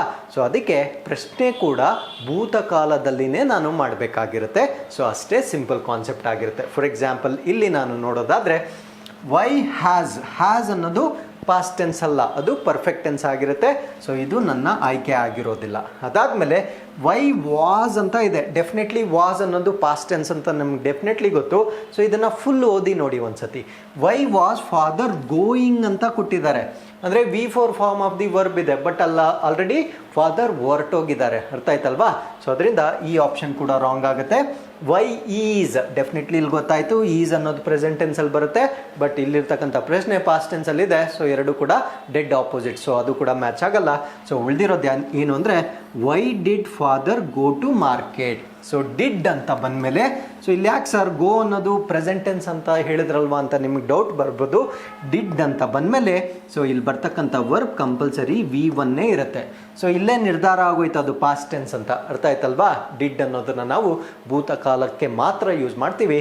ಸೊ ಅದಕ್ಕೆ ಆಪ್ಷನ್ ಡಿ ಸರಿಯಾದ ಉತ್ತರವಾಗಿರುತ್ತೆ. ಹಾಗಿದ್ರೆ ಇಲ್ಲಿರ್ತಕ್ಕಂಥ ಉತ್ತರಗಳು ಯಾವ ರೀತಿ ಇದ್ದಿದ್ರೆ, ವಾಕ್ಯ ಯಾವ ರೀತಿ ಇದ್ದಿದ್ರೆ ಬರ್ತಾ ಇತ್ತು ಅನ್ನೋದಕ್ಕೆ ಇಲ್ಲಿ ಎಕ್ಸಾಂಪಲ್ ಕೊಟ್ಟಿದ್ದೀನಿ ನೋಡಿ. See, father has gone to market to buy books. So ಈ ಥರ ವಾಕ್ಯ ಕೊಟ್ಟಿದ್ದಿದ್ರೆ ನನಗೆ ಮೊದಲನೇ ಆಪ್ಷನ್ ಕರೆಕ್ಟ್ ಆಗ್ತಾ ಇತ್ತು. ಇಲ್ಲಿ ನೋಡಿ, ವೈ ಹ್ಯಾಸ್ ಫಾದರ್ ಗಾನ್, ಇಲ್ಲಿ ನೋಡಿ ಹ್ಯಾಸ್ ಗಾನ್, ಇಲ್ಲೂ ಕೂಡ ಹ್ಯಾಸ್ ಅಂತ ಬರುತ್ತೆ. ಸೊ ಅದು ಸರಿ ಉತ್ತರ ಆಗ್ತಾ ಇತ್ತು. ನೆಕ್ಸ್ಟ್, ಫಾದರ್ ವಾಸ್ ಗೋಯಿಂಗ್, ಇದೊಂದು ಮಿಸ್ ಆಗಿದೆ, ಅದನ್ನು ಬರ್ಕೊಳ್ಳಿ. Father was going to market to buy books. So ಇಲ್ಲಿ ಯಾವ ಫಾರ್ಮ್ ಆಫ್ ದಿ ವರ್ಬ್ ಇದೆ? V4 form of the verb ಇದೆ. ಅವಾಗ ಇದು ಬರ್ತಾ ಇತ್ತು. ಅಂದರೆ why was father going to market, ಈ ಪ್ರಶ್ನೆ ಸರಿ ಹೋಗ್ತಾ ಇತ್ತು. ಅದಾದಮೇಲೆ father is going to market to buy books, ಅಂದರೆ ಈಗ ಹೋಗ್ತಾ ಇದ್ದಾರೆ. ಸೊ ಅವಾಗ ಏನಾಗ್ತಾ ಇತ್ತು ಅಂದರೆ why is father going to market ಅಂತ ಆಗ್ತಾ ಇತ್ತು. ಸೊ ಇಷ್ಟೇ ಕಾನ್ಸೆಪ್ಟ್. ಸೊ ಆ ವರ್ಬ್ನ ಮ್ಯಾಚ್ ಮಾಡಿಕೊಂಡ್ರೆ ಸೊ ನಿಮಗೆ ಪ್ರಶ್ನೆ ಸರಿಯಾಗಿ ಬರುತ್ತೆ. So this is question number 17. So with this let's get in to question number 18. He is playing football, ಅವನು ಫುಟ್ಬಾಲ್ ಆಡುತ್ತಿದ್ದಾನೆ. The passive voice of above sentence is ಅಂತ ಕೇಳ್ತಾ ಇದ್ದಾರೆ. ಸೊ ಇಂಗ್ಲೀಷಲ್ಲಿ ಒಂದು ಆ್ಯಕ್ಟಿವ್ ವಾಯ್ಸ್ ಅಂತ ಹೇಳ್ತೀವಿ, ಇನ್ನೊಂದು ಪ್ಯಾಸಿವ್ ವಾಯ್ಸ್ ಅಂತ ಹೇಳ್ತೀವಿ. ಏನಿದು ಆ್ಯಕ್ಟಿವ್ ವಾಯ್ಸ್, ಪ್ಯಾಸಿವ್ ವಾಯ್ಸ್ ಅಂದರೆ? ಆ್ಯಕ್ಟಿವ್ ವಾಯ್ಸ್ ಅಂದರೆ ನೇರ ನುಡಿ, ದಿ ಪ್ಯಾಸಿವ್ ವಾಯ್ಸ್ ಅಂದರೆ ಅದನ್ನು ರಿವರ್ಸ್ ಹೇಳೋದನ್ನು ನಾವು ಪ್ಯಾಸಿವ್ ವಾಯ್ಸ್ ಅಂತ ಹೇಳ್ತೀವಿ. ಸೊ ಕನ್ನಡದಲ್ಲಿ ನಿಮ್ಗೆ ಹೇಳೋದಾದರೆ ಅವನು ಫುಟ್ಬಾಲ್ ಆಡುತ್ತಿದ್ದಾನೆ, ಇದನ್ನು ರಿವರ್ಸ್ ಮಾಡಿದ್ರೆ ಫುಟ್ಬಾಲ್ ಅವನಿಂದ ಆಡಲ್ಪಟ್ಟಿತು. ಇದು ಆ್ಯಕ್ಟಿವ್ ವಾಯ್ಸ್ ಆಗುತ್ತೆ, ಇದು ಪ್ಯಾಸಿವ್ ವಾಯ್ಸ್ ಆಗುತ್ತೆ. ಸೊ ಇದೇ ರೀತಿ ಇಂಗ್ಲೀಷಲ್ಲಿ ಹಿ ಈಸ್ ಪ್ಲೇಯಿಂಗ್ ಫುಟ್ಬಾಲ್ ಅನ್ನೋದನ್ನು ಫುಟ್ಬಾಲ್ ಅವನಿಂದ ಆಡಲ್ಪಟ್ಟಿತು ಅನ್ನೋದನ್ನು ಕನ್ವರ್ಟ್ ಮಾಡೋದಕ್ಕೆ ನಾವು ಪ್ಯಾಸಿವ್ ವಾಯ್ಸ್ ಅಂತ ಹೇಳ್ತೀವಿ. ಸೊ ಇದಕ್ಕೆ ಕೆಲವೊಂದು ಫಾರ್ಮುಲಾಸ್ ಇದೆ. ನಿಮಗೆ ಮ್ಯಾಥಮೆಟಿಕ್ಸಲ್ಲಿ ಹೇಗೆ A+B² ಫಾರ್ಮುಲಾ ಇರುತ್ತೋ, ಸೊ ಅದೇ ರೀತಿ ಆ್ಯಕ್ಟಿವ್ ವಾಯ್ಸ್ನ ಪ್ಯಾಸಿವ್ ವಾಯ್ಸ್ಗೆ ಕನ್ವರ್ಟ್ ಮಾಡಲಿಕ್ಕೆ ಫಾರ್ಮುಲಾ ಇರುತ್ತೆ. ಸೊ ಈ ಪ್ರಶ್ನೆಗೆ ಸಂಬಂಧಪಟ್ಟಂತೆ ಯೂಸ್ ಮಾಡಬೇಕಾಗಿರ್ತಕ್ಕಂಥ ಫಾರ್ಮುಲಾನ ಮಾತ್ರ ನಾನು ಇಲ್ಲಿ ಡೆಮಾನ್ಸ್ಟ್ರೇಟ್ ಮಾಡಿರ್ತೀನಿ. ಸೊ ಇಲ್ಲಿ ನೋಡ್ಬೋದು. ಸೊ ಈ ಒಂದು ವಾಕ್ಯ, ಸೊ ಅದಕ್ಕಿಂತ ಮುಂಚೆ ನನಗೆ ಕೊಟ್ಟಿರ್ತಕ್ಕಂಥ ವಾಕ್ಯ ಈಸ್ ಅನ್ನೋದು ನಿಮಗೆ ಗೊತ್ತು ಪ್ರೆಸೆಂಟ್ ಟೆನ್ಸ್ ಅಲ್ವಾ? ಸೊ ಇದು ವರ್ತಮಾನ ಕಾಲದಲ್ಲಿ ಯೂಸ್ ಮಾಡ್ತಕ್ಕಂಥ ಒಂದು ವರ್ಬ್ ಆಗಿರುತ್ತೆ. ಪ್ಲೇಯಿಂಗ್ ಅನ್ನೋದು V4 form of the verb ಆಗಿರುತ್ತೆ. ಸೊ ಈ ವಾಕ್ಯವನ್ನು ನಾನು ಪ್ರೆಸೆಂಟ್ ಕಂಟಿನ್ಯೂಯಸ್ ಟೆನ್ಸ್ ಅಂತ ಕರಿತೀನಿ ಅಲ್ವಾ? ಸೊ ಪ್ರೆಸೆಂಟ್ ಕಂಟಿನ್ಯೂಯಸ್ ಟೆನ್ಸ್ನ ನಾನು ಹೇಗೆ ಪ್ಯಾಸಿವ್ ವಾಯ್ಸ್ ಆಗಿ ಕನ್ವರ್ಟ್ ಮಾಡೋದು ಅಂತ ನಾನು ಇಲ್ಲಿ ಕೊಟ್ಟಿರ್ತೀನಿ. C, present continuous tense active voice ಆದರೆ ಈ ಥರ ಇರುತ್ತೆ. ಫಸ್ಟು ಸಬ್ಜೆಕ್ಟಿಂದ ಸ್ಟಾರ್ಟ್ ಆಗುತ್ತೆ. ಸಬ್ಜೆಕ್ಟ್ ಅಂದರೆ ಯಾವ ವ್ಯಕ್ತಿ ಅಥವಾ ಯಾವ ವಿಷಯದ ಬಗ್ಗೆ ನಾನು ಮಾತಾಡ್ತಾ ಇದ್ದೀನೋ ಅದು ಸಬ್ಜೆಕ್ಟ್ ಆಗುತ್ತೆ ಅಷ್ಟೇ. Very very simple. Subject singular ಆಗಿದ್ರೆ ಈಸ್ ಅಂತ ಯೂಸ್ ಮಾಡ್ತೀವಿ. ಸಬ್ಜೆಕ್ಟ್ ಪ್ಲೂರಲ್ ಆಗಿದ್ರೆ ಅದನ್ನು ಆರ್ ಅಂತ ಯೂಸ್ ಮಾಡ್ತೀವಿ. ಸಪೋಸ್ ಸಬ್ಜೆಕ್ಟ್ ಐ ಅಂತ ಇದ್ದರೆ ಅದಕ್ಕೆ ಆಮ್ ಅಂತ ಯೂಸ್ ಮಾಡ್ತೀವಿ. ಅರ್ಥ ಆಯ್ತಲ್ವಾ? ಸೊ ಅದಾದಮೇಲೆ V4 form of the verb ಬರುತ್ತೆ, ಅದನ್ನೇ ನಾವು ಕಂಟಿನ್ಯೂಸ್ ಟೆನ್ಸ್ ಅಂತ ಕರೆಯೋದು. ING, ಡೂಯಿಂಗ್, ರೈಟಿಂಗ್, ವಾಕಿಂಗ್, ಅದನ್ನೆಲ್ಲ ನಾವು ಕಂಟಿನ್ಯೂಸ್ ಟೆನ್ಸ್ ಅಂತ ಕರಿತೀವಿ. ಸೊ ಅದಾದಮೇಲೆ ಆಬ್ಜೆಕ್ಟ್ ಆಫ್ ದಿ ಸೆಂಟೆನ್ಸ್ ಬರುತ್ತೆ. ಇದು ಆ್ಯಕ್ಟಿವ್ ವಾಯ್ಸ್ ಆದರೆ. ಪ್ಯಾಸಿವ್ ವಾಯ್ಸ್ ಆದರೆ ಏನು ಮಾಡಬೇಕು? ಸಬ್ಜೆಕ್ಟ್ನ ಹಿಂದಕ್ಕೆ ಹಾಕಬೇಕು, ಆಬ್ಜೆಕ್ಟ್ನ ಮುಂದಕ್ಕೆ ಹಾಕ್ಕೋಬೇಕು, ಅವೆರಡನ್ನ ರಿವರ್ಸ್ ಮಾಡಬೇಕು. ಅವೆರಡು ಮಾತ್ರ ರಿವರ್ಸ್ ಆಗಲ್ಲ, ಅದ್ರ ಜೊತೆ ಕ್ರಿಯಾಪದ ಕೂಡ ಚೇಂಜ್ ಆಗುತ್ತೆ. ಸೊ ಈ ಕಾನ್ಸೆಪ್ಟ್ ನಿಮ್ಗೆ ಅರ್ಥ ಆದರೆ ಸೊ ಯಾವುದೇ ಪ್ರಶ್ನೆ ಆ್ಯಕ್ಟಿವ್ ವಾಯ್ಸಿಂದ ಪ್ಯಾಸಿವ್ ವಾಯ್ಸ್ಗಾದರೂ ಕೇಳಿ, ಪ್ಯಾಸಿವ್ ವಾಯ್ಸಿಂದ ಆ್ಯಕ್ಟಿವ್ ವಾಯ್ಸ್ಗಾದರೂ ಕೇಳಿ, ನೀವು ಈಸಿಯಾಗಿ ಕನ್ವರ್ಟ್ ಮಾಡಬೇಕಾಗಿರುತ್ತೆ. ಸೊ ಇದರ ಫಾರ್ಮುಲಾ ಏನು ಅಂದರೆ, ಫಸ್ಟ್ ನಾನು ಆಬ್ಜೆಕ್ಟ್ನ ಬರ್ಕೊಳ್ತೀನಿ ಅಲ್ವಾ? ಸೊ ಆಬ್ಜೆಕ್ಟ್ ಸಿಂಗುಲರ್ ಆಗಿದ್ರೆ ಈಸ್ ಅಂತ ಬರಿತೀನಿ, ಐ ಅಂತ ಇದ್ದರೆ ಆಮ್ ಅಂತ ಬರಿತೀನಿ, ಪ್ಲೂರಲ್ ಅಂತ ಇದ್ದರೆ ಆರ್ ಅಂತ ಬರ್ಕೊಳ್ತೀನಿ. ಅದಾದಮೇಲೆ ಬೀಯಿಂಗ್ ಅಂತ ಯೂಸ್ ಮಾಡಬೇಕು. ಸೊ ಇದೆಲ್ಲ ಸ್ಟ್ಯಾಂಡರ್ಡ್ ಇರುತ್ತೆ, ಏನೂ ಚೇಂಜ್ ಆಗಲ್ಲ. ಸೊ ಈ ಒಂದು ಪ್ರೆಸೆಂಟ್ ಕಂಟಿನ್ಯೂಸ್ ಬಂದರೆ ನಾನು ಇದೇ ಫಾರ್ಮುಲಾನ ಯೂಸ್ ಮಾಡಬೇಕು. ಸೊ ನೀವು ಒಂದು ಸತಿ ನೋಡಿಕೊಂಡ್ರೆ ಸಾಕು, ಡೆಫಿನೆಟ್ಲಿ ನೀವು ಅದನ್ನು ಕರೆಕ್ಟಾಗಿ ಐಡೆಂಟಿಫೈ ಮಾಡ್ತೀರಾ. ಅದಾದಮೇಲೆ ಯಾವಾಗಲೂ ಅಷ್ಟೇ ಪ್ಯಾಸಿವ್ ವಾಯ್ಸಲ್ಲಿ ನೆನ್ಪಿಟ್ಕೊಳ್ಳಿ, ಪರ್ಫೆಕ್ಟ್ ಅಂದರೆ V3 ವರ್ಬ್ನೇ ಯೂಸ್ ಮಾಡ್ತೀವಿ, ಅದು ಯಾವುದೇ ಟೆನ್ಸ್ ಇರಲಿ. So V3 form of the ವರ್ಬ್ನೇ ನಾವು ಪ್ಯಾಸಿವ್ ವಾಯ್ಸಲ್ಲಿ ಯೂಸ್ ಮಾಡೋದು. So this is the must rule that you need to remember. ಅದಾದಮೇಲೆ ಬೈ ಅನ್ನೋ ಪದನ ಯೂಸ್ ಮಾಡ್ತೀವಿ. ಅದಾದಮೇಲೆ ಇಲ್ಲಿರ್ತಕ್ಕಂಥ ಸಬ್ಜೆಕ್ಟ್ ಇಲ್ಲಿ ಆಬ್ಜೆಕ್ಟ್ ಪ್ಲೇಸ್ಗೆ ಹೋಗುತ್ತೆ, ಅಂದರೆ ಸಬ್ಜೆಕ್ಟ್ ಕೊನೆಯ ಭಾಗಕ್ಕೆ ಬರುತ್ತೆ. ಇದನ್ನು ನಾವು ಪ್ಯಾಸಿವ್ ವಾಯ್ಸ್ ಅಂತ ಕರಿತೀವಿ. ಇಲ್ಲಿ ನೋಡಿ, ಹೀ ಈಸ್ ಪ್ಲೇಯಿಂಗ್ ಫುಟ್ಬಾಲ್ ನನಗೆ ಕೊಟ್ಟಿರ್ತಕ್ಕಂಥ ವಾಕ್ಯ. ಇದರಲ್ಲಿ ಸಬ್ಜೆಕ್ಟ್ ಯಾವುದು? ಹೀ ಆಗುತ್ತೆ. ಅದಾದಮೇಲೆ ಹೀ ಸಿಂಗ್ಯುಲರ್ ಆಗಿರೋದ್ರಿಂದ ಈಸ್ ಅಂತ ನಾನು ಬರ್ಕೊಂಡಿದ್ದೀನಿ. ಅದಾದಮೇಲೆ ಪ್ಲೇಯಿಂಗ್ ಅನ್ನೋದು V4 form of the verb ಆಗಿರುತ್ತೆ. ಏನನ್ನು ಅವ್ರು ಆಟ ಆಡ್ತಾ ಇದ್ದಾರೆ? ಫುಟ್ಬಾಲ್, ಅದು ಆಬ್ಜೆಕ್ಟ್ ಆಗುತ್ತೆ. ಸೊ ಇವಾಗ ನಾನು ಇದನ್ನು ರಿವರ್ಸ್ ಮಾಡಿದ್ರೆ ಆಬ್ಜೆಕ್ಟ್ನ ನಾನು ಫಸ್ಟ್ ತೊಗೋಬೇಕಂದ್ರೆ ಇದೇ ಫಾರ್ಮುಲಾನ ಫಾಲೋ ಮಾಡ್ತೀನಿ. ಇಲ್ಲಿ ಆಬ್ಜೆಕ್ಟ್ ಯಾವುದು? ಫುಟ್ಬಾಲ್ ಆಬ್ಜೆಕ್ಟ್ ಆಗಿರುತ್ತೆ. ಫುಟ್ಬಾಲ್ ಏಕವಚನ ಆಗಿರೋದ್ರಿಂದ ಈಸ್ ಅಂತ ಬರಿತೀನಿ ಅಲ್ವಾ? ಸೇಮ್ ಫಾರ್ಮುಲಾನ ಫಾಲೋ ಮಾಡಿ. ಫುಟ್ಬಾಲ್ ಈಸ್, ಅದಾದಮೇಲೆ ಏನು ಬರಬೇಕು? ಬೀಯಿಂಗ್. ವೆರಿ ಸಿಂಪಲ್, ಅದನ್ನೇ ಆ್ಯಡ್ ಮಾಡ್ಕೊಳ್ಳಿ. ಇವೆಲ್ಲ ಕಂಪಲ್ಸರಿ ವರ್ಡ್ಸ್ ಇರುತ್ತೆ, ಇದೇನು ಚೇಂಜ್ ಆಗಲ್ಲ. ಅದಾದಮೇಲೆ ಇಲ್ಲಿ V4 form of the verb ಇತ್ತು. ಸೊ ಇಲ್ಲಿ ಏನಾಗಿ ಕನ್ವರ್ಟ್ ಆಗಿದೆ? V3 ಆಗಿ ಕನ್ವರ್ಟ್ ಆಗಬೇಕು. ಸೊ ಇಲ್ಲಿ ಪ್ಲೇಗೆ ನಾನು ಬರ್ದು ತೋರಿಸ್ತೀನಿ ನೋಡಿ. ಸೊ ಪ್ಲೇ, ಅದಾದಮೇಲೆ V2 ಆದರೆ ಅದು ಪ್ಲೇಡ್ ಅಂತ ಕನ್ವರ್ಟ್ ಆಗುತ್ತೆ. V3 ಆದರೆ ಕೂಡ ಏನೂ ಚೇಂಜ್ ಆಗಲ್ಲ. ಕೆಲವೊಂದು ಪದಗಳು V2 ಮತ್ತು V3 ಸೇಮ್ ಇರುತ್ತೆ, ಸಾಕಷ್ಟು ಪದಗಳು. ಕೆಲವೇ ಪದಗಳು ಮಾತ್ರ V2 ಮತ್ತು V3 ಚೇಂಜ್ ಇರುತ್ತೆ. ಸೊ V4 ನಿಮಗೆ ಗೊತ್ತು. ಸೊ ಇದನ್ನು ನಾವು ಪ್ಲೇಯಿಂಗ್ ಅಂತ ಹೇಳ್ತೀವಿ. ಸೊ ಹಾಗಿದ್ರೆ ಇಲ್ಲಿ V3 ಯಾವುದು ಅಂದರೆ ಪ್ಲೇಡ್ ಅನ್ನೋದನ್ನು ನಾವು V3 ಅಂತ ಕರಿತೀವಿ. ಸೊ ಬೀಯಿಂಗ್ ಪ್ಲೇಡ್ ಬೈ ಹೀ ಅನ್ನೋದು ಇನ್ನೊಂದು ರೂಲ್ ಏನು ಅಂದರೆ ಇದು ಸರ್ವನಾಮವಾಗಿರುತ್ತೆ. ಸೊ ಸಬ್ಜೆಕ್ಟ್ ಪ್ಲೇಸಲ್ಲಿದ್ದರೆ ಅದನ್ನು ಹೀ ಅಂತ ಬರೀಬೇಕು. ಆಬ್ಜೆಕ್ಟ್ ಪ್ಲೇಸಲ್ಲಿದ್ದರೆ ಅದನ್ನು ನಾವು ಹಿಮ್ ಅಂತ ಬರಿತೀವಿ. ಫಾರ್ ಎಕ್ಸಾಂಪಲ್, ಸಪೋಸ್ ಹೀ ಬದಲು ದೇ ಅಂತ ಇಲ್ಲಿದ್ದಿದ್ರೆ ಅದು ಆಬ್ಜೆಕ್ಟ್ ಪ್ಲೇಸ್ಗೆ ಹೋಗಿದ್ದಿದ್ರೆ ದೇ ಅನ್ನೋದು ದೆಮ್ ಅಂತ ಕನ್ವರ್ಟ್ ಆಗ್ತಾಯಿತ್ತು. ಸೊ ಎಲ್ಲ ರೂಲ್ಸ್ನ ನಾವು ಪ್ರೊನೌನಲ್ಲಿ ಕವರ್ ಮಾಡಿರ್ತೀವಿ. ಸೊ ಅಲ್ಲಿ ನೋಡಿಕೊಂಡ್ರೆ ಈ ಐಡಿಯಾ ಕೂಡ ಬರುತ್ತೆ. ಸೊ ಫೈನಲ್ ಆನ್ಸರ್ ಏನು ಅಂದರೆ football is being played by him, ಅಂದರೆ ಅವನಿಂದ ಫುಟ್ಬಾಲ್ ಅವನಿಂದ ಆಡಲ್ಪಟ್ಟಿತು. ಸೊ ಅದು ನಿಮ್ಮ ಪ್ಯಾಸಿವ್ ವಾಯ್ಸ್ ಆಗುತ್ತೆ. So this is the concept that you need to remember. So with this we have come to the 19th question. So ಈ ಪ್ರಶ್ನೆ ಏನು ಅಂದರೆ Raja Jayasimha was a tiger in the war. The figure of speech used here ಅಂತ ಕೇಳ್ತಾ ಇದ್ದಾರೆ. So ಈ ಒಂದು concept, so ನಮ್ಗೆ ಹಿಂಗೆ ಪಾರ್ಟ್ಸ್ ಆಫ್ ಸ್ಪೀಚ್ ಇರುತ್ತೋ ಅದೇ ರೀತಿ ಇನ್ನೊಂದು ಕಾನ್ಸೆಪ್ಟ್ ಇರುತ್ತೆ, ಅದನ್ನು ನಾವು ಫಿಗರ್ಸ್ ಆಫ್ ಸ್ಪೀಚ್ ಅಂತ ಕರಿತೀವಿ. ಸೊ ಸಾಕಷ್ಟು types of figures of speech ಇರುತ್ತೆ. ಸೊ ನಾನು ಈ ಒಂದು ವಿಡಿಯೋದಲ್ಲಿ ಇಲ್ಲಿ 4 ಆಪ್ಷನ್ಸ್ ಕೊಟ್ಟಿದ್ದಾರೆ. ಒಂದನ್ನು ಅಲಿಟಿರೇಷನ್ ಅಂತ ಕರಿತೀವಿ, ಇನ್ನೊಂದು ಮೆಟಫೋರ್, ಪರ್ಸಾನಿಫಿಕೇಶನ್, ಇನ್ನೊಂದನ್ನು ಸಿಮಿಲಿ ಅಂತ ಕರಿತೀವಿ. ಸೊ ಈ 4ರಲ್ಲಿರ್ತಕ್ಕಂಥ ವ್ಯತ್ಯಾಸಗಳು ಏನು ಅಂತ ಎಕ್ಸ್ಪ್ಲೇನ್ ಮಾಡ್ತೀನಿ. ಸೊ ಅದಾದಮೇಲೆ ನೀವೇ ಈ ಪ್ರಶ್ನೆಗೆ ಉತ್ತರ ಏನು ಅಂತ ನೀವೇ ಸುಲಭವಾಗಿ ಕಂಡುಹಿಡಿತೀರ. ಹಾಗಿದ್ರೆ ಸೊ ಫಸ್ಟ್ ಈ 4 ಆಪ್ಷನ್ಸ್ನ ನಾನು ಎಕ್ಸ್ಪ್ಲೇನ್ ಮಾಡಿಬಿಡ್ತೀನಿ. ಸೊ ಅದಾದಮೇಲೆ ಪ್ರಶ್ನೆಗೆ ಮತ್ತೊಮ್ಮೆ ನಾವು ವಾಪಸ್ ಬರೋಣ. ಸೊ ಫಸ್ಟ್ ನಾನು ಸಿಮಿಲಿಯಿಂದ ಸ್ಟಾರ್ಟ್ ಮಾಡ್ತೀನಿ. ಸೊ ಕನ್ನಡದಲ್ಲಿ ಸಿಮಿಲಿ ಅಂದರೆ ಹೋಲಿಕೆ ಅಂತ ಹೇಳ್ತೀವಿ. ಅಂದರೆ ಒಂದು ವಸ್ತುವನ್ನು ಇನ್ನೊಂದು ವಸ್ತುವಿನ ಜೊತೆ ಹೋಲಿಕೆ ಮಾಡಿರ್ತಕ್ಕಂಥ ವಾಕ್ಯಗಳನ್ನು ನಾವು ಸಿಮಿಲಿ ಅಂತ ಕರಿತೀವಿ. ಸೊ ಅದಷ್ಟೇ ಕಲ್ತ್ಕೊಂಡ್ರೆ ಸಾಕಾಗೋದಿಲ್ಲ, ಯಾಕಂದರೆ ಈ ರೀತಿಯ ವಾಕ್ಯಗಳಲ್ಲಿ ಮೋಸ್ಟ್ ಆಫ್ ದಿ ಸೆಂಟೆನ್ಸಸ್ಸಲ್ಲಿ ಅವರು ಹೋಲಿಕೆಗಳನ್ನೇ ಮಾಡಿರ್ತಾರೆ. ಸೊ ಅದರಲ್ಲೂ ಕೂಡ ಸ್ವಲ್ಪ ಮೈನ್ಯೂಟ್ ಡಿಫ್ರೆನ್ಸಸ್ ಇರುತ್ತೆ. ಆ ಮೈನ್ಯೂಟ್ ಡಿಫ್ರೆನ್ಸಸ್ ಏನು ಅಂದರೆ ಈ ಸಿಮಿಲಿ ಅನ್ನೋದರಲ್ಲಿ ಏನು ಹೋಲಿಕೆ ಮಾಡಿರ್ತಾರೆ ಅಲ್ಲಿ ಈ ಪದಗಳನ್ನು ಯೂಸ್ ಮಾಡ್ತಾರೆ. ಲೈಕ್ ಸೊ, ಆಸ್ ಅನ್ನೋ ಪದಗಳನ್ನು ಬಳಸಿಕೊಂಡು ಹೋಲಿಕೆ ಮಾಡಿದರೆ ಅದನ್ನು ನಾವು ಸಿಮಿಲಿ ಅಂತ ಕರಿತೀವಿ. ಫಾರ್ ಎಕ್ಸಾಂಪಲ್ ಇಲ್ಲಿ ನೋಡಿ, you are as brave as a lion. ನೀವು ಸಿಂಹದ ರೀತಿಯಲ್ಲಿ ಧೈರ್ಯವಾಗಿದ್ದೀರಿ ಅಂತ. ಸೊ ಇಲ್ಲಿ ಆಸ್ ಅನ್ನೋ ಪದವನ್ನು ಯೂಸ್ ಮಾಡಿದ್ದೀವಿ ಅಷ್ಟೇ. ಅದೊಂದಿದ್ರೆ ನನಗೆ ಗೊತ್ತಾಯ್ತು, ಅದು ಸಿಮಿಲಿ ಅಂತ. ಇನ್ನೊಂದು ಎಕ್ಸಾಂಪಲ್ ಹೇಳೋದಾದರೆ they fought like cats and dogs. ಅವರು ನಾಯಿ ಬೆಕ್ಕುಗಳ ರೀತಿಯಲ್ಲಿ ಜಗಳ ಆಡಿದರು. ಅರ್ಥ ಆಯ್ತಲ್ವಾ? ಸೊ ಇಲ್ಲಿ ಲೈಕ್ ಅನ್ನೋ ಪದವನ್ನು ಯೂಸ್ ಮಾಡಿದ್ದೀವಿ. ಸೊ ಇದು ಸಿಮಿಲಿಗೆ ಎಕ್ಸಾಂಪಲ್ ಆಗಿರುತ್ತೆ. ಹಾಗಿದ್ರೆ ಎರಡನೇ ಒಂದು ಟೈಪ್ನ ನೋಡೋದಾದರೆ ಇದನ್ನು ನಾವು ಮೆಟಾಫೋರ್ ಅಂತ ಕರಿತೀವಿ. ಸೊ ಇದನ್ನು ಕನ್ನಡದಲ್ಲಿ ರೂಪಲಂಕಾರ ಅಥವಾ ರೂಪಕ ಅಂತ ಕೂಡ ಕರಿತೀವಿ. ಸೊ ಇಲ್ಲೂ ಕೂಡ ಕಂಪ್ಯಾರಿಸನ್ ಮಾಡ್ತಾರೆ. ಸೊ ನೋಡಿದ್ರ, ಸಿಮಿಲಿಯಲ್ಲೂ ಕಂಪ್ಯಾರಿಸನ್ನು, ಮೆಟಾಫೋರಲ್ಲೂ ಕಂಪ್ಯಾರಿಸನ್. ಹಾಗಿದ್ರೆ ಸಿಮಿಲಿ ಮತ್ತು ಮೆಟಾಫೋರ್ಗೆ ಇರ್ತಕ್ಕಂಥ ವ್ಯತ್ಯಾಸ ಏನು? ಎಕ್ಸಾಂಪಲ್ಸ್ ನೋಡಿ ನಿಮ್ಗೆ ಗೊತ್ತಾಗುತ್ತೆ. ಹೀ is like a giant. Joint ಅಂದರೆ ಏನು? ದೈತ್ಯವಾಗಿರೋರಿಗೆ ಜಾಯಿಂಟ್ ಅಂತ ಕರಿತೀವಿ. ಅಂದರೆ ಅವನು ದೈತ್ಯನಂತೆ ಇದ್ದ. ಸೊ ಎಲ್ಲಿ ಲೈಕ್ ಅಂತ ಯೂಸ್ ಮಾಡಿ ಕಂಪೇರ್ ಮಾಡಿರ್ತಾರೋ ಸೊ ಅದನ್ನು ನಾವು ಸಿಮಿಲಿ ಅಂತ ಕರಿತೀವಿ.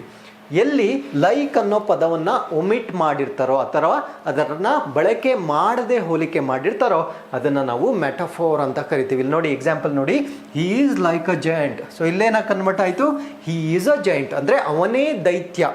ಅಲ್ವಾ? ಇಲ್ಲಿ ಲೈಕ್ ಜೈಂಟ್, ಅವನು ದೈತ್ಯನ ರೀತಿಯಲ್ಲಿದ್ದಾನೆ ಅಂತ ಒಂದು ಸೆಂಟೆನ್ಸ್ ಆಗಿದ್ರೆ ಅವನೇ ದೈತ್ಯ ಅನ್ನೋ ಒಂದು ಸೆಂಟೆನ್ಸ್ ಆಗಿರುತ್ತೆ. ಎಲ್ಲಿ ಅವನೇ ದೈತ್ಯ ಅಂತ ನೇರವಾಗಿ ಕಂಪೇರ್ ಮಾಡಿರ್ತಾರೋ ಸೊ ಅದು ಮೆಟಫೋರ್ ಆಗಿರುತ್ತೆ ಅಲ್ವಾ? ಸೊ ಇನ್ನೊಂದು ಸರಳವಾಗಿ ಜ್ಞಾಪಕ ಇಟ್ಕೊಳ್ಳೋದೇನು ಅಂದರೆ, ಸೊ ಅಲ್ಲಿ ಲೈಕ್, ಸೋ, ಆಸ್ ಅನ್ನೋ ಪದಗಳನ್ನು ಯೂಸ್ ಮಾಡದೇ ಇದ್ರೆ ಅದು ಮೆಟಫೋರ್ಗೆ ಎಕ್ಸಾಂಪಲ್ ಆಗಿರುತ್ತೆ. ಸೊ ಇನ್ನೊಂದು ಟೈಮ್ ಈಸ್ ಲೈಕ್ ಮನಿ ಅಂದರೆ ಸಮಯ ಹಣವಿದ್ದಂತೆ, ಹಣದ ರೀತಿ ಅನ್ನೋ ಒಂದು ಸೆಂಟೆನ್ಸ್ ಇರುತ್ತೆ. ಇನ್ನೊಂದು ಟೈಮ್ ಈಸ್ ಮನಿ ಅಂದರೆ ಸಮಯವೇ ಹಣ. ಅರ್ಥ ಆಯ್ತಲ್ವಾ? ಸೊ ಇಲ್ಲಿ ಡಿಫ್ರೆನ್ಸ್ ಏನು, ಲೈಕ್ ಅಂತ ಬಂದರೆ ಅದು ಸಿಮಿಲಿ ಆಗಿರುತ್ತೆ, ಸೊ ನೇರವಾಗಿ ಹೋಲಿಕೆ ಮಾಡಿದ್ರೆ ಅದು ಮೆಟಫೋರ್ ಆಗಿರುತ್ತೆ. ಸೊ ಇವಾಗ ನೆಕ್ಸ್ಟ್ ಏನು ನಾವು ಸ್ಟಡಿ ಮಾಡ್ತೀವೋ ಅದನ್ನು ನಾವು ಪರ್ಸಾನಿಫಿಕೇಷನ್ ಅಂತ ಕರಿತೀವಿ. ಸೊ ಪರ್ಸಾನಿಫಿಕೇಷನ್ಗೂ ಮೆಟಫೋರ್ಗೂ very thin line of difference ಇರುತ್ತೆ. ಸೊ ಅದನ್ನು ಕೇರ್ಫುಲ್ಲಾಗಿ ಅಬ್ಸರ್ವ್ ಮಾಡಿ ಆ ಥಿನ್ ಲೈನ್ ಆಫ್ ಡಿಫ್ರೆನ್ಸ್ ಏನು ಅಂದರೆ, ಸೊ ಇಲ್ಲಿ ಕೊಟ್ಟಿರ್ತಕ್ಕಂಥ ಒಂದು ಹೋಲಿಕೆಗಳೇನಿರುತ್ತೆ, ಸೊ ದಿಸ್ ಈಸ್ ರಿಯಲ್ ಇರುತ್ತೆ. ಅಂದರೆ ಅವನು ದೈತ್ಯ ಅಂದರೆ ಅವನು ನಿಜವಾಗೂ ದೈತ್ಯವಾಗಿದ್ದಾನೆ. ಟೈಮ್ ಈಸ್ ಮನಿ ಅಂದರೆ ನಾವು ನಿಜವಾಗ್ಲೂ ಸಮಯವನ್ನು ಸರಿಯಾಗಿ ಯೂಸ್ ಮಾಡಿಕೊಂಡು ದುಡಿದ್ರೆ ಅದನ್ನು ಹಣವಾಗಿ ಕನ್ವರ್ಟ್ ಮಾಡ್ಬೋದು, ಅದು ಕೂಡ ರಿಯಲ್ ಆಗಿರುತ್ತೆ. ಹಾಗಿದ್ರೆ ಪರ್ಸಾನಿಫಿಕೇಷನಲ್ಲಿ ಏನಾಗುತ್ತೆ, ಸೊ ಇಲ್ಲೂ ಕೂಡ ಕಂಪ್ಯಾರಿಸನ್ ಮಾಡ್ತಾರೆ. ಇಲ್ಲಿ ಏನು ಮಾಡ್ತಾರೆ ಅಂದರೆ ನಾನ್ ಲಿವಿಂಗ್ ಥಿಂಗ್ಸ್ ಅಂದರೆ ನಿರ್ಜೀವ ವಸ್ತುಗಳಿಗೆ ಜೀವವನ್ನು ತುಂಬತಕ್ಕಂಥ ಕೆಲಸವನ್ನು ಮಾಡ್ತಾರೆ. ಸೊ ಅದನ್ನೇ ನಾವು ಪರ್ಸಾನಿಫಿಕೇಷನ್, ವ್ಯಕ್ತಿತ್ವವನ್ನು ಕೊಡ್ತಕ್ಕಂಥ ಒಂದು ವಾಕ್ಯಗಳು. ಇನ್ನೊಂದು ಅಬ್ಸ್ಟ್ರಾಕ್ಟ್ ಐಡಿಯಾಸ್. ಅಬ್ಸ್ಟ್ರಾಕ್ಟ್ ಐಡಿಯಾ ಅಂದ್ರೇನು, ಅದು ಆ ಹೋಲಿಕೆ ರಿಯಲ್ ಆಗಲಿಕ್ಕೆ ಸಾಧ್ಯನೇ ಇಲ್ಲ. ಸೊ ಆ ರೀತಿಯ ವಾಕ್ಯಗಳನ್ನು ನಾವು ಪರ್ಸಾನಿಫಿಕೇಷನ್ ಅಂತ ಕರಿತೀವಿ. ಸೊ ಇಲ್ಲಿ ಎಕ್ಸಾಂಪಲ್ ನೋಡಿ, angry clouds surrounded the island ಅಂತ ಕೊಟ್ಟಿದ್ದಾರೆ. ಸೊ ಈ ಕ್ಲೌಡ್ಸ್ಗೆ ಕೋಪ ಬರೋಕ್ಕೆ ಸಾಧ್ಯ ಆಗುತ್ತಾ? ಡೆಫಿನೆಟ್ಲಿ ಸಾಧ್ಯ ಇಲ್ಲ. ಅಂದರೆ ಇದರ ಅರ್ಥ ಏನು ಅಂದರೆ ಕ್ಲೌಡ್ಸ್ ತುಂಬ ಗಾಢವಾಗಿದ್ದಾವೆ, ಅಲ್ಲಿ ಮಳೆ ಬರ್ತಕ್ಕಂಥ ಚಾನ್ಸ್ ಜಾಸ್ತಿ ಇದೆ. ಅದನ್ನು ನೇರವಾಗಿ ಹೇಳೋ ಬದಲು ಈ ರೀತಿ ಹೋಲಿಕೆ ಮಾಡೋದನ್ನೇ ನಾವು ಫಿಗರ್ಸ್ ಆಫ್ ಸ್ಪೀಚ್ ಅಂತ ಕರಿತೀವಿ. ಸೊ ಮೋಡಗಳಿಗೆ ಕೋಪ ಬರ್ತಕ್ಕಂಥ ಚಾನ್ಸೇ ಇಲ್ಲ, ಕೋಪ ಬರೋದು ಮನುಷ್ಯರಿಗೆ. ಸೊ ಮನುಷ್ಯರ ಕ್ವಾಲಿಟಿಯನ್ನು ವಸ್ತುಗಳಿಗೆ ಕೊಡೋದಕ್ಕೆ ನಾವು ಪರ್ಸಾನಿಫಿಕೇಷನ್ ಅಂತ ಕರಿತೀವಿ. ಇಲ್ಲಿ ನೋಡಿ, ಅರ್ತ್ ವಾಸ್ ಥರ್ಸ್ಟಿ, ಭೂಮಿಗೆ ಬಾಯಾರಿಕೆ ಆಗಿದೆ. ಡೆಫಿನೆಟ್ಲಿ ಭೂಮಿಗೆ ಬಾಯಾರಿಕೆ ಆಗಲ್ಲ, ಬಾಯಾರಿಕೆ ಆಗೋದು ಮನುಷ್ಯರಿಗೆ. ಸೊ ಈ ರೀತಿಯ ಹೋಲಿಕೆ ಆಗಿರುತ್ತೆ. ಸೊ ಈ ಒಂದು ಪರ್ಸಾನಿಫಿಕೇಷನ್ಗೂ ಮೆಟಾಫೋರ್ಗೂ ಡಿಫ್ರೆನ್ಸ್ ಏನು ಅಂದರೆ, ಇದು ರಿಯಲ್ ಆಗ್ಲಿಕ್ಕೆ ಸಾಧ್ಯನೇ ಇಲ್ಲ. ಸೊ ಕ್ಲೌಡ್ಸ್ ಆ್ಯಂಗ್ರಿ ಆಗಲಿಕ್ಕೆ ಅಂದರೆ practically that is not possible. ಅದೇ ರೀತಿ ಅರ್ತ್ ವಾಸ್ ಥರ್ಸ್ಟಿ, ಸೊ ಭೂಮಿಗೆ ಬಾಯಾರಿಕೆ ಆಗಿತ್ತು, ಸೊ ಅದು ಕೂಡ ರಿಯಲ್ ಆಗಲಿಕ್ಕೆ ಸಾಧ್ಯನೇ ಇಲ್ಲ. ಸೊ ಇನ್ನೊಂದು ಸಿಂಪಲ್ ಅಬ್ಸ್ಟ್ರಾಕ್ಟ್ ಕಂಪ್ಯಾರಿಸನ್ಗೆ ಒಂದು ಸಿಂಪಲ್ ಎಕ್ಸಾಂಪಲ್ ಕೊಡೋದಾದರೆ, ಸರ್ದಾರ್ ವಲ್ಲಭಾಯ್ ಭಾಯ್ ಪಟೇಲ್ನ ನಾವು ಐರನ್ ಮ್ಯಾನ್ ಅಂತ ಕರಿತೀವಿ, ಅಂದರೆ ಉಕ್ಕಿನ ಮನುಷ್ಯ ಅಂತ ಕರಿತೀವಿ. ಸೊ ಅವರು ರಿಯಲ್ ಆಗಿ ಉಕ್ಕಿನ ಮನುಷ್ಯ ಆಗ್ಲಿಕ್ಕೆ ಸಾಧ್ಯನಾ? ಡೆಫಿನೆಟ್ಲಿ ಸಾಧ್ಯ ಇಲ್ಲ. ಅರ್ಥ ಆಯ್ತಲ್ವಾ? ಸೊ ಈ ಒಂದು ಐಡಿಯಾನ ನಾವು ಅಬ್ಸ್ಟ್ರಾಕ್ಟ್ ಐಡಿಯಾ ಅಂತ ಕರಿತೀವಿ. ಸೊ ಎಲ್ಲಿ ಅದು ಪ್ರಾಕ್ಟಿಕಲಿ ಅದು ರಿಯಲ್ ಆಗಲಿಕ್ಕೆ ಸಾಧ್ಯವಿರೋದಲ್ಲೋ ಸೊ ಅದು ಪರ್ಸಾನಿಫಿಕೇಷನ್ ಆಗುತ್ತೆ. ಎಲ್ಲಿ ಅದು ಪ್ರಾಕ್ಟಿಕಲಿ ಪಾಸಿಬಲ್ ಆಗಿರುತ್ತೋ ಅದು ಮೆಟಾಫೋರ್ ಆಗಿರುತ್ತೆ. ಸೊ ಇಷ್ಟು ವ್ಯತ್ಯಾಸಗಳು ನಿಮಗೆ ಗೊತ್ತಿರಬೇಕಾಗಿರುತ್ತೆ. ಹಾಗಿದ್ರೆ ನಾಲ್ಕನೇ ಒಂದು ಹೋಲಿಕೆಗೆ ಬಂದಾಗ ಅದನ್ನು ನಾವು ಅಲಿಟರೇಷನ್ ಅಂತ ಕರಿತೀವಿ. ಏನಿದು ಅಲಿಟರೇಷನ್ ಅಂದರೆ ಆದಿಪ್ರಾಸ, ಅಂದರೆ ರಿಪೀಟೆಡ್ ವರ್ಡ್ಸ್ ಮತ್ತೆ ಮತ್ತೆ ರಿಪೀಟೆಡ್ ಆಗ್ತಾ ಇರುತ್ತೆ. ಅಂದರೆ ಮೊದಲ ಅಕ್ಷರ ಏನಿರುತ್ತೋ ಅದು ಪದೇ ಪದೇ ಬರ್ತಾ ಇರುತ್ತೆ. ಆ ರೀತಿಯ ವಾಕ್ಯಗಳನ್ನು ನಾವು ಅಲಿಟರೇಷನ್ ಅಂತ ಕರಿತೀವಿ. ಅಥವಾ ಪ್ರಾಸಪದಗಳು ಸಿಮಿಲರ್ ಸೌಂಡಿಂಗ್ ಆಗ್ತಾ ಇರುತ್ತೆ ವಾಕ್ಯದ ಪೂರ್ತಿ, ಅದನ್ನು ನಾವು ಅಲಿಟರೇಷನ್ ಅಂತ ಕರಿತೀವಿ. ಇಲ್ಲಿ ನೋಡಿ, ಪರ್ಪಲ್ ಪಾಂಡಾಸ್ ಪೇಂಟೆಡ್ ಪಾರ್ಟ್ರೈಟ್ಸ್, ನೋಡಿ ಪಿ ಪಿ ಪಿ ಪಿ ಎಲ್ಲ ಕಡೆ ಪಿ ಪಿ. ಸೊ ಈ ಥರ ವಾಕ್ಯಗಳು ಅಲಿಟರೇಷನ್ ಆಗುತ್ತೆ. ಇಲ್ಲಿ ನೋಡಿ, she sells sea shells. So ಇಲ್ಲಿ ನೋಡಿ, ಶಿ ಅನ್ನೋದೇ ಸೌಂಡ್ ಆಗುತ್ತೆ. ಕನ್ನಡದಲ್ಲಿ ಹೇಳೋದಾದರೆ ತರೀಕೆರಿ ಏರಿ ಮೇಲೆ ಮೂರು ಕರಿ ಕುರಿಮರಿ. ಇಲ್ಲಿ ನೋಡಿ, ರೀ ಅನ್ನೋದು ರಿಪೀಟ್ ಆಗ್ತಾ ಇರುತ್ತೆ. ಸೊ ಈ ರೀತಿಯ ವಾಕ್ಯಗಳನ್ನು ನಾವು ಅಲಿಟರೇಷನ್ಸ್ ಅಂತ ಕರಿತೀವಿ. ಸೊ ಇಷ್ಟು 4 ಆಪ್ಷನ್ಸಲ್ಲಿ ಏನೇನಿತ್ತೋ ಅದನ್ನೆಲ್ಲ ನಾನು ಎಕ್ಸ್ಪ್ಲೇನ್ ಮಾಡಿದ್ದೀನಿ. ಇವಾಗ ಪ್ರಶ್ನೆ ಏನಿತ್ತು ಅದಕ್ಕೆ ಮತ್ತೆ ಹೋಗೋಣ. ಸೊ ಇಲ್ಲಿ ನನಗೆ ಕೊಟ್ಟಿರ್ತಕ್ಕಂಥ ಪ್ರಶ್ನೆ ಯಾವುದು ಅಂದರೆ, Raja Jayasimha was a tiger. So ಇಲ್ಲಿ ಹೋಲಿಕೆ ಮಾಡ್ತಾ ಇದ್ದಾರೆ. ರಾಜ ಜಯಸಿಂಹವನ್ನು ಟೈಗರ್ಗೆ ಹೋಲಿಕೆ ಮಾಡ್ತಾ ಇದ್ದಾರೆ. ಹೋಲಿಕೆ ಮಾಡುವಾಗ ಇಲ್ಲಿ ಲೈಕ್, ಆಸ್, ಸೋ ಅಂತ ಏನೂ ಯೂಸ್ ಮಾಡಿಲ್ಲ. ಹಾಗಿದ್ರೆ ಸಿಮಿಲಿ ಅನ್ನೋದು ಕ್ಯಾನ್ಸಲ್ ಆಗುತ್ತೆ. ಅದಾದಮೇಲೆ ಅಲಿಟ್ರೇಷನ್ ಆಗಲ್ಲ. ಅಲಿಟ್ರೇಷನ್ ನನಗೆ ಗೊತ್ತು, ರಿಪೀಟೆಡ್ ಸೌಂಡ್ ಬರಬೇಕು. ಸೊ ಇಲ್ಲಿ ಯಾವುದೂ ರಿಪೀಟೆಡ್ ಸೌಂಡ್ ಬರ್ತಾ ಇಲ್ಲ, ಎಲ್ಲ ಪದಗಳು ಇಂಡಿಫರೆಂಟ್ ಆಗಿದ್ದಾವೆ. ಸೊ ಅಲಿಟ್ರೇಷನ್ ಕೂಡ ಕ್ಯಾನ್ಸಲ್ ಆಯಿತು. ಇವಾಗಿರೋದೇನು, ಮೆಟಾಫೋರ್ ಮತ್ತು ಪರ್ಸಾನಿಫಿಕೇಷನ್ ಎರಡರಲ್ಲಿ ನಾನು ಒಂದನ್ನು ಆಯ್ಕೆ ಮಾಡ್ಕೋಬೇಕು. ಸೊ ನಾನು ಏನು ಹೇಳಿದ್ದೆ, ಮೆಟಾಫೋರ್ ಅಂದರೆ ಅದು ರಿಯಲ್ ಆಗುತ್ತೆ ಅಂತ ಹೇಳಿದ್ದೆ. ಇಲ್ಲಿ ನೋಡಿ, ರಾಜ ಜಯಸಿಂಹ ಟೈಗರ್ ಆಗೋಕ್ಕೆ, ರಿಯಲ್ ಆಗಿ ಟೈಗರ್ ಆಗೋಕ್ಕೆ ಸಾಧ್ಯನಾ? ಡೆಫಿನೆಟ್ಲಿ ಸಾಧ್ಯ ಇಲ್ಲ. ಸೊ ಅದೊಂದು ಅಬ್ಸ್ಟ್ರಾಕ್ಟ್ ಇಮ್ಯಾಜಿನೇಷನ್ ಆಗಿರುತ್ತೆ. ಸೊ ಹಾಗಿದ್ರೆ ಮೆಟಾಫೋರ್ ಕೂಡ ಕ್ಯಾನ್ಸಲ್ ಕ್ಯಾನ್ಸಲ್ ಆಗುತ್ತೆ. ಸೊ ಉಳಿದಿರ್ತಕ್ಕಂಥ ಒಂದೇ ಒಂದು ಆಯ್ಕೆ ಯಾವುದು ಅಂದರೆ ಪರ್ಸಾನಿಫಿಕೇಶನ್ ನಿಮ್ಮ ಆನ್ಸರ್ ಆಗುತ್ತೆ. So this is the answer for this particular question. So with this we have come to the 20th question. So ಈ ಪ್ರಶ್ನೆ ಕೂಡ ಸ್ವಲ್ಪ ಕಾನ್ಸೆಪ್ಟ್ ಓರಿಯೆಂಟೆಡ್ ಇರುತ್ತೆ. ಸೊ ಅದನ್ನು ನಾನು ಎಕ್ಸ್ಪ್ಲೇನ್ ಮಾಡ್ತೀನಿ. Sheela goes to a shop to buy groceries. The underlined word is ಅಂತ ಕೇಳ್ತಾ ಇದ್ದಾರೆ. ಅಂದರೆ ಇಲ್ಲಿ ಬೈ ಅನ್ನೋ ಒಂದು ಪದವನ್ನು ಅಂಡರ್ಲೈನ್ ಮಾಡಿದ್ದಾರೆ. ಈ ಒಂದು ಅಂಡರ್ಲೈನ್ ಮಾಡಿರ್ತಕ್ಕಂಥ ಪದ ಯಾವುದು, ಈ 4 ಆಪ್ಷನ್ಸಲ್ಲಿ ಯಾವುದು ಅಂತ ಪ್ರಶ್ನೆ ಕೇಳಿದ್ದಾರೆ. ಇಲ್ಲಿ ನೋಡಿ ಕೊಟ್ಟಿರ್ತಕ್ಕಂಥ ಆಯ್ಕೆಗಳು finite, non finite, finite verb past tense ಮತ್ತು ಇನ್ಫಿನಿಟಿವ್ ಅಂತ ಕೊಟ್ಟಿದ್ದಾರೆ. ಸೊ ಇಲ್ಲಿ ಬೈ ಅನ್ನೋದು ಡೆಫಿನೆಟ್ಲಿ ಪ್ರೆಸೆಂಟ್ ಟೆನ್ಸ್ ಆಗುತ್ತೆ. ಸೊ ಇಲ್ಲಿ ಬೈ ಈಸ್ V1 ಆಗುತ್ತೆ, ಬೈಗೆ V2 ಬಂದು ಬಾಟ್ ಅಂತ ಆಗುತ್ತೆ ಅಲ್ವಾ. ಸೊ ಹಾಗಿದ್ರೆ ಇದು ಪಾಸ್ಟ್ ಟೆನ್ಸ್. ಈ ಆಪ್ಷನ್ನ ನಾವು ನೇರವಾಗಿ ರಾಂಗ್ ಮಾಡ್ಬೋದು. ಮಿಕ್ಕಿದ 3 ಆಪ್ಷನ್ಸಲ್ಲಿ ನಾನು ಆಯ್ಕೆ ಮಾಡ್ಕೊಳ್ಬೇಕಾಗತ್ತೆ. ಸೊ ಇದಕ್ಕೆ ಸಂಬಂಧಪಟ್ಟಂತೆ ಒಂದು ಸರಳವಾದ ಕಾನ್ಸೆಪ್ಟ್ ಇದೆ, ಅದನ್ನು ನಾನು ಎಕ್ಸ್ಪ್ಲೇನ್ ಮಾಡ್ತೀನಿ. ಅದಾದಮೇಲೆ ಮತ್ತೆ ನಾವು ಈ ಪ್ರಶ್ನೆಗೆ ಬರೋಣ. ಸೊ ಇಂಗ್ಲೀಷಲ್ಲಿ ವರ್ಬ್ಸ್ ಏನಿರುತ್ತೆ, ಕ್ರಿಯಾಪದಗಳೇನಿರುತ್ತೆ, ಸೊ ಅದನ್ನು ನಾವು 2 ಕ್ಯಾಟಗರೀಸ್ ಆಗಿ ಡಿವೈಡ್ ಮಾಡಿರ್ತೀವಿ. ಆ 2 ಕ್ಯಾಟಗರೀಸ್ ಯಾವ್ದ್ಯಾವುದು ಅಂದರೆ ಒಂದನ್ನು ಫೈನೈಟ್ ವರ್ಬ್ ಅಂತ ಕರಿತೀವಿ, ಇನ್ನೊಂದನ್ನು ನಾನ್ ಫೈನೈಟ್ ವರ್ಬ್ಸ್ ಅಂತ ಕರಿತೀವಿ. ಹಾಗಿದ್ರೆ ಫೈನೈಟ್ ವರ್ಬ್, ನಾನ್ ಫೈನೈಟ್ ವರ್ಬ್ಸ್ಗೆ ನಡುವೆ ಇರತಕ್ಕಂಥ ವ್ಯತ್ಯಾಸ ಏನು ಅಂತ ನಾನು ತಿಳ್ಕೊಳ್ಬೇಕು. ಸೊ ಅದನ್ನು ತಿಳ್ಕೊಂಡ್ರೆ ನನಗೆ ಆನ್ಸರ್ ಈಸಿಯಾಗಿ ಸಿಗುತ್ತೆ. ಸೊ ಹಾಗಿದ್ರೆ ಕಾನ್ಸೆಪ್ಟ್ನ ಅರ್ಥ ಮಾಡ್ಕೊಳ್ತಾ ಬರೋಣ. ಫಸ್ಟ್ ಆ್ಯಂಡ್ ಫಾರ್ಮೋಸ್ಟ್ ನಾನು ಫೈನೈಟ್ ವರ್ಬ್ ಅಂದರೆ ಏನು ಅಂತ ತಿಳ್ಕೊಳ್ಳೋಣ. ಯಾವುದೇ ಒಂದು ವಾಕ್ಯದಲ್ಲಿ ಸಬ್ಜೆಕ್ಟ್ ಇರುತ್ತೆ, ಅಂದರೆ ಯಾವುದೋ ಒಂದು ವಸ್ತುವಿನ ಮೇಲೆ ನಾನು ಮಾತಾಡ್ತಾ ಇರ್ತೀನಿ. ಆ ಒಂದು ಸಬ್ಜೆಕ್ಟ್ ಅನ್ನೋದು ನಾಮಪದ ಆಗಿರುತ್ತೆ ಅಥವಾ ಸರ್ವನಾಮ ಆಗಿರುತ್ತೆ, ಇವೆರಡರಲ್ಲಿ ಒಂದೇ ಆಗಿರುತ್ತೆ. ಸೊ ಈ ಒಂದು ಸಬ್ಜೆಕ್ಟ್ 3 ಚಾನ್ಸಸ್ ಇರುತ್ತೆ. ಏನು 3 ಚಾನ್ಸಸ್ ಅಂದರೆ ಈ ಸಬ್ಜೆಕ್ಟಲ್ಲಿ ಕ್ರಿಯಾಪದವನ್ನು ನಾವು ಯೂಸ್ ಮಾಡ್ತೀವಿ. ಸಬ್ಜೆಕ್ಟ್ ಜೊತೆ ನಾವೇನು ಯೂಸ್ ಮಾಡ್ತೀವಿ, ಕ್ರಿಯಾಪದವನ್ನು ಯೂಸ್ ಮಾಡ್ತೀವಿ. ಈ ಕ್ರಿಯಾಪದ ಕಾನ್ಸ್ಟೆಂಟ್ ಆಗಿದ್ರೂ ಇರ್ಬೋದು ಅಥವಾ ಚೇಂಜ್ ಕೂಡ ಆಗ್ತಕ್ಕಂಥ 2 ಚಾನ್ಸಸ್ ಇರುತ್ತೆ.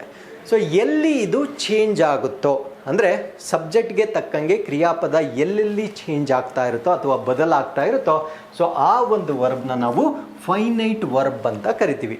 ಸೊ ಎಲ್ಲಿ ಕ್ರಿಯಾಪದ ಚೇಂಜ್ ಆಗೋದಿಲ್ವೋ, ಸೊ ಆ ಒಂದು ಕ್ರಿಯಾಪದವನ್ನು ನಾವು ನಾನ್ ಫೈನೈಟ್ ವರ್ಬ್ ಅಂತ ಕರಿತೀವಿ. ಸೊ ಇಲ್ಲಿ ನಾನು ಎಕ್ಸಾಂಪಲ್ ತೋರಿಸಿ ನಿಮಗೆ ಹೇಳ್ತೀನಿ.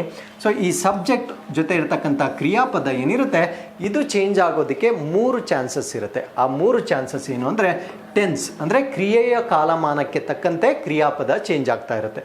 ಎರಡನೇದು ಪರ್ಸನ್. ಸೊ ಇಂಗ್ಲೀಷ್ನಲ್ಲಿ first person, second person, third person ಅಂತ ಹೇಳ್ತೀವಿ. ಫಸ್ಟ್ ಪರ್ಸನ್ ಅಂದರೆ ಏನು, ನಾನು, I am the first person. Second person ಅಂದರೆ ಏನು, you are the second person.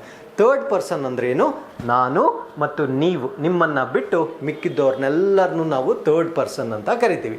So ಕ್ರಿಯಾಪದ ಕೂಡ ಪರ್ಸನ್ನಿಂದ ಪರ್ಸನ್ಗೆ ಚೇಂಜ್ ಆಗುತ್ತೆ. ಅಂದರೆ ಐ ಅಂತ ಯೂಸ್ ಮಾಡಿದ್ರೇ ಒಂದು ಕ್ರಿಯಾಪದ, ಯು ಅಂತ ಯೂಸ್ ಮಾಡಿದ್ರೆ ಮತ್ತೆ ಕ್ರಿಯಾಪದ ಚೇಂಜ್ ಆಗುತ್ತೆ, ಹಿ, ಶಿ, ಇಟ್ ಅಂತ ಯೂಸ್ ಮಾಡಿದ್ರೆ ಮತ್ತೆ ಕ್ರಿಯಾಪದ ಚೇಂಜ್ ಆಗುತ್ತೆ.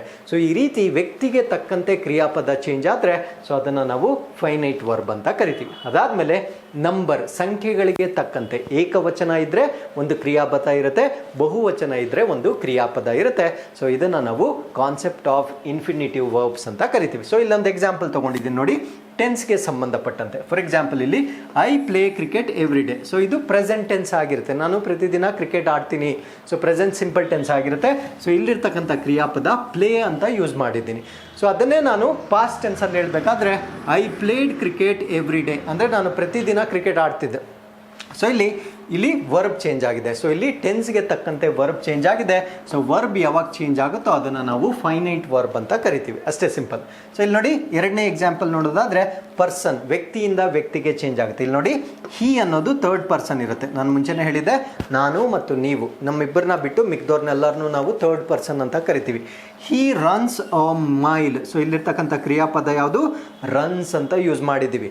ಸೊ ಅದೇ ನಾನು ಫಸ್ಟ್ ಪರ್ಸನ್ ನನಗೆ ಯೂಸ್ ಮಾಡಿಕೊಂಡ್ರೆ ಐ ರನ್ ಅಂತ ಆಗುತ್ತೆ. ಐ ರನ್ಸ್ ಅಂತ ಹೇಳಲ್ಲ, ಐ ರನ್ ಅಂತ ಹೇಳ್ತೀವಿ. ಸೊ ಇಲ್ಲಿ ರನ್ಸ್ ಅಂತ ಇದೆ, ರನ್ ಅಂತ ಇದೆ, ಮತ್ತೆ ಕ್ರಿಯಾಪದ ಚೇಂಜ್ ಆಯಿತು, ಪರ್ಸನ್ಗೆ ತಕ್ಕಂತೆ ಕ್ರಿಯಾಪದ ಚೇಂಜ್ ಆಯಿತು. ಸೊ ಅದನ್ನು ನಾವು ಮತ್ತೆ ಫೈನೈಟ್ ವರ್ಬ್ ಅಂತ ಕರಿತೀವಿ. ಸೊ ಇಲ್ಲಿ ನೋಡಿ ನಂಬರ್, ಸಂಖ್ಯೆಗಳಿಗೆ ತಕ್ಕಂತೆ. Child, child place cricket. So ಮಗು ಕ್ರಿಕೆಟ್ ಆಡುತ್ತೆ. ಇಲ್ಲಿ ನೋಡಿ ಪ್ಲೇಸ್ ಅಂತ ಇದೆ. ಸೊ ಚೈಲ್ಡ್ ಜೊತೆ ಪ್ಲೇಸ್ ಅಂತ ಇದೆ. ಸೊ ಅದೇ ದ ಚಿಲ್ಡ್ರನ್ ಅಂತ ಬಂದಾಗ ಅದು ಪ್ಲೂರಲ್ ಆಗುತ್ತೆ.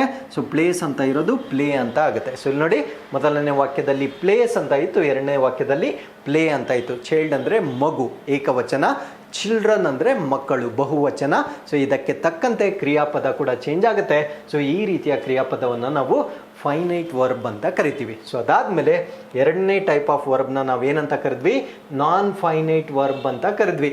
ಸೊ ನಾನ್ ಫೈನೈಟ್ ವರ್ಬ್ ಅಂದರೆ ಆ ಟೆನ್ಸ್ ಯಾವುದಾದ್ರೂ ಇರಲಿ, ಪರ್ಸನ್ ಯಾವುದಾದ್ರೂ ಇರಲಿ, ನಂಬರ್ ಯಾವುದಾದ್ರೂ ಇರಲಿ, ಅದು ಯಾವುದೇ ಕಾರಣಕ್ಕೂ ಚೇಂಜ್ ಆಗಬಾರ್ದು.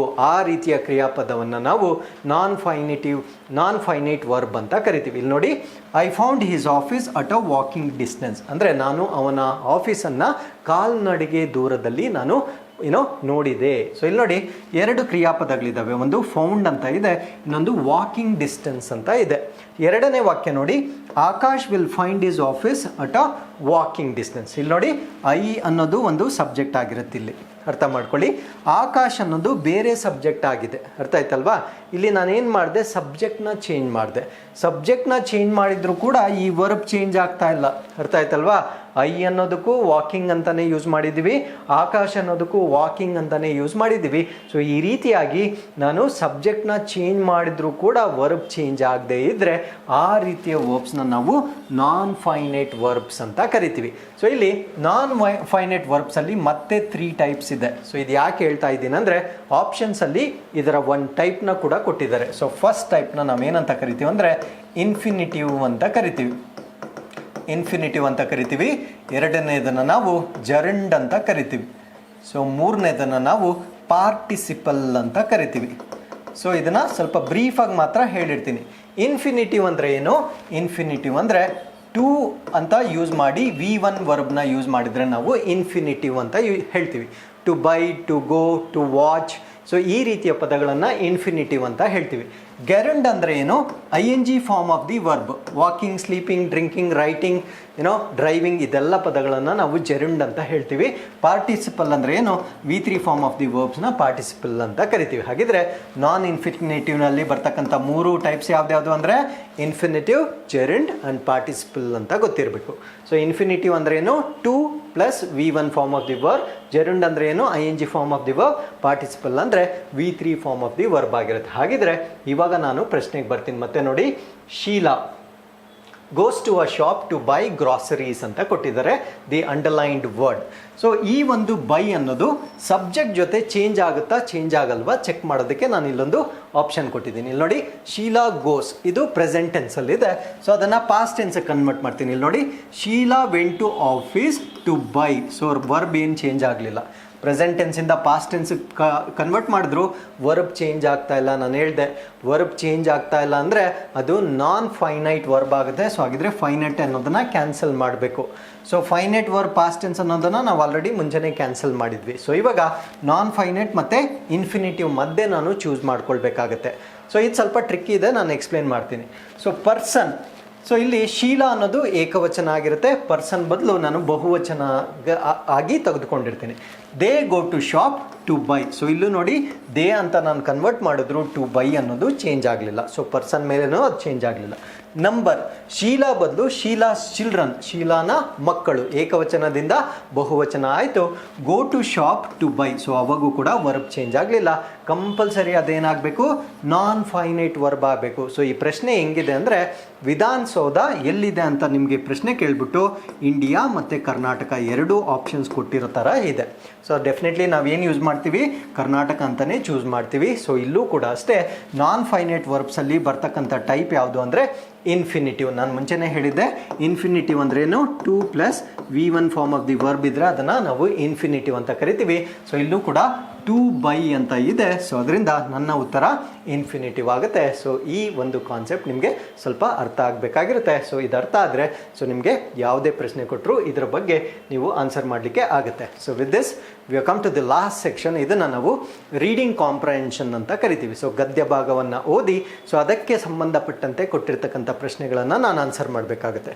ಸೊ ಈ ಒಂದು ಗದ್ಯ ಭಾಗಕ್ಕೆ ಸಂಬಂಧಪಟ್ಟಂತೆ ನಿಮಗೆ ಕೊಡಬೇಕಾಗಿರ್ತಕ್ಕಂಥ ಟಿಪ್ಸ್ ಏನು ಅಂದರೆ, ಗದ್ಯ ಭಾಗಕ್ಕೆ ಸಂಬಂಧಪಟ್ಟಂತೆ 3 ರೀತಿಯ ಪ್ರಶ್ನೆಗಳು ಬರುತ್ತೆ. ಒಂದನ್ನು ನಾವು ಡೈರೆಕ್ಟ್ ಕ್ವೆಶನ್ಸ್ ಅಂತ ಕರಿತೀವಿ. ಡೈರೆಕ್ಟ್ ಅಂದರೆ ಏನು? ಆ ಗದ್ಯ ಭಾಗದಲ್ಲೇ ನೇರವಾಗಿ ನನಗೆ ಉತ್ತರ ಸಿಗುತ್ತೆ. ಎರಡನೇದನ್ನು ನಾವು ಇನ್ಫರೆನ್ಸ್ ರಿಲೇಟೆಡ್ ಕ್ವೆಶನ್ಸ್ ಅಂತ ಕರಿತೀವಿ. ಅಂದರೆ ಆ ಗದ್ಯ ಭಾಗದಲ್ಲಿ ನೇರವಾಗಿ ಉತ್ತರ ಇರೋ ಇರೋದಿಲ್ಲ, ಆ ಗದ್ಯ ಭಾಗವನ್ನು ಅರ್ಥೈಸಿಕೊಂಡು ಆನ್ಸರ್ ಮಾಡಬೇಕಾಗತ್ತೆ. ಮೂರನೇದನ್ನು ಒಕ್ಯಾಬ್ಯುಲರಿ ಕ್ವೆಶನ್ಸ್ ಅಂತ ಕರಿತೀವಿ. ಅಂದರೆ ಗದ್ಯ ಭಾಗದಲ್ಲಿರ್ತಕ್ಕಂಥ ಕೆಲವೊಂದು ಪದಗಳಿಗೆ ಸಿನೋನಿಮ್ಸ್ ಮತ್ತು ಆ್ಯಂಟೋನಿಮ್ಸ್ ಕೇಳಿರ್ತಾರೆ. ಸೊ ಇದನ್ನು ನಾವು ಒಕ್ಯಾಬ್ಯುಲರಿ ರಿಲೇಟೆಡ್ ಕ್ವೆಶನ್ಸ್ ಅಂತ ಕರಿತೀವಿ. ಸೊ ನೆಕ್ಸ್ಟ್ ಇವಾಗ ಕಾಂಪ್ರಹೆನ್ಷನ್ಗೆ ಸಂಬಂಧಪಟ್ಟಂತೆ ಸೊ 2 ಡೌಟ್ಸ್ ಇರುತ್ತೆ. ಒಂದೇನು ಅಂದರೆ ನಾನು ಕ್ವೆಶನ್ಸ್ನ ಫಸ್ಟ್ ಓದಬೇಕಾ ಅಥವಾ ಗದ್ಯ ಭಾಗವನ್ನು ಫಸ್ಟ್ ಓದಬೇಕಾ ಅಂತ ಒಂದು ಡೌಟ್ ಇರುತ್ತೆ. ಸೊ ಅದು that's again depends on person to person. So ಒಬ್ಬೊಬ್ಬರು ಗದ್ಯ ಭಾಗವನ್ನು ಓದಿ ಉತ್ತರವನ್ನು ಬರೀತಾರೆ, ಒಬ್ಬೊಬ್ಬರು ಪ್ರಶ್ನೆಗಳನ್ನು ಓದಿ ಮತ್ತೆ ಗದ್ಯ ಭಾಗವನ್ನು ಮತ್ತೆ ಓದಿ ಅದಾದಮೇಲೆ ಉತ್ತರವನ್ನು ಕೊಡ್ತಾರೆ. So if I were to write an examination I definitely follow the second method. So first ನಾನು ಪ್ರಶ್ನೆಗಳನ್ನು ಓದ್ತೀನಿ. ಸೊ ನಾನು ಯಾಕೆ ಈ ಮೆಥಡ್ನ ಫಾಲೋ ಮಾಡ್ತೀನಿ ಅಂದರೆ, ಸೊ ಪ್ರಶ್ನೆಗಳನ್ನು ಓದಿದರೆ ನಾನು ಗದ್ಯ ಭಾಗವನ್ನು ಓದುವಾಗ ಎಲ್ಲಿ ನಾನು ಕಾನ್ಸಂಟ್ರೇಟ್ ಮಾಡಬೇಕು ಅನ್ನೋ ಒಂದು ಐಡಿಯಾ ಇರುತ್ತೆ. ಸೊ ಅದರಿಂದ ನನಗೆ ಟೈಮ್ ಸೇವ್ ಆಗುತ್ತೆ. ಸೊ ಹಾಗಿದ್ರೆ ಈ ಒಂದು ಗದ್ಯ ಭಾಗವನ್ನು ನೀವು ವಿಡಿಯೋ ಪಾಸ್ ಮಾಡಿ ಓದ್ಕೋಬೋದು. So I won't be wasting time reading the passage. ನಾನು ಡೈರೆಕ್ಟಾಗಿ ಪ್ರಶ್ನೆಗಳಿಗೆ ಬಂದು ನಿಮಗೆ ಅದನ್ನು ಡೆಮಾನ್ಸ್ಟ್ರೇಟ್ ಮಾಡ್ತೀನಿ. ಹಾಗಿದ್ರೆ ಕೊಟ್ಟಿರ್ತಕ್ಕಂಥ ಪ್ರಶ್ನೆಗಳು ಯಾವ್ಯಾವು? The dress of the girl was ಅಂತ ಕೊಟ್ಟಿದ್ದಾರೆ. ಅಂದರೆ ಆ ಹುಡುಗಿಯ ಡ್ರೆಸ್ ಹೇಗಿತ್ತು ಅಂತ ಒಂದು ಪ್ರಶ್ನೆ ಕೇಳಿದ್ದಾರೆ. ಎರಡನೇದು the girl was wearing. So ಇದು ಸ್ವಲ್ಪ ತಪ್ಪಾಗಿದೆ. The girl was wearing not anything to her feet because. ಅಂದರೆ ಅವಳು ತನ್ನ ಪಾದಗಳಿಗೆ ಏನು ಕೂಡ ಧರಿಸಿರಲಿಲ್ಲ, ಯಾಕೆ ಅಂತ ಕೇಳಿದ್ದಾರೆ. So why did girl's father want her to sell match boxes. ಅಂದರೆ ಆ ಹುಡುಗಿಗೆ ಮ್ಯಾಚ್ ಬಾಕ್ಸಸ್ನ ಸೆಲ್ ಮಾಡೋಕ್ಕೆ ಹೇಳಿರ್ತಾರೆ. ಯಾಕೆ ಅವರ ತಂದೆ ಆ ಹುಡುಗಿಗೆ ಮ್ಯಾಚ್ ಬಾಕ್ಸಸ್ ಅಥವಾ ಬೆಂಕಿ ಪಟ್ಟಣಗಳನ್ನು ಸೆಲ್ ಮಾಡಲಿಕ್ಕೆ ಹೇಳಿದ್ರು ಅಂತ ಪ್ರಶ್ನೆ ಕೇಳಿದ್ದಾರೆ. ಹೂ help the girl in the critical position. ಅಂದರೆ ಗರ್ಲ್ಗೆ ಏನೋ ಕಷ್ಟ ಬರುತ್ತೆ, ಅವಾಗ ಗರ್ಲ್ಗೆ ಯಾರು ಸಹಾಯ ಮಾಡಿದ್ರು ಅಂತ ಪ್ರಶ್ನೆ ಕೇಳಿದ್ದಾರೆ.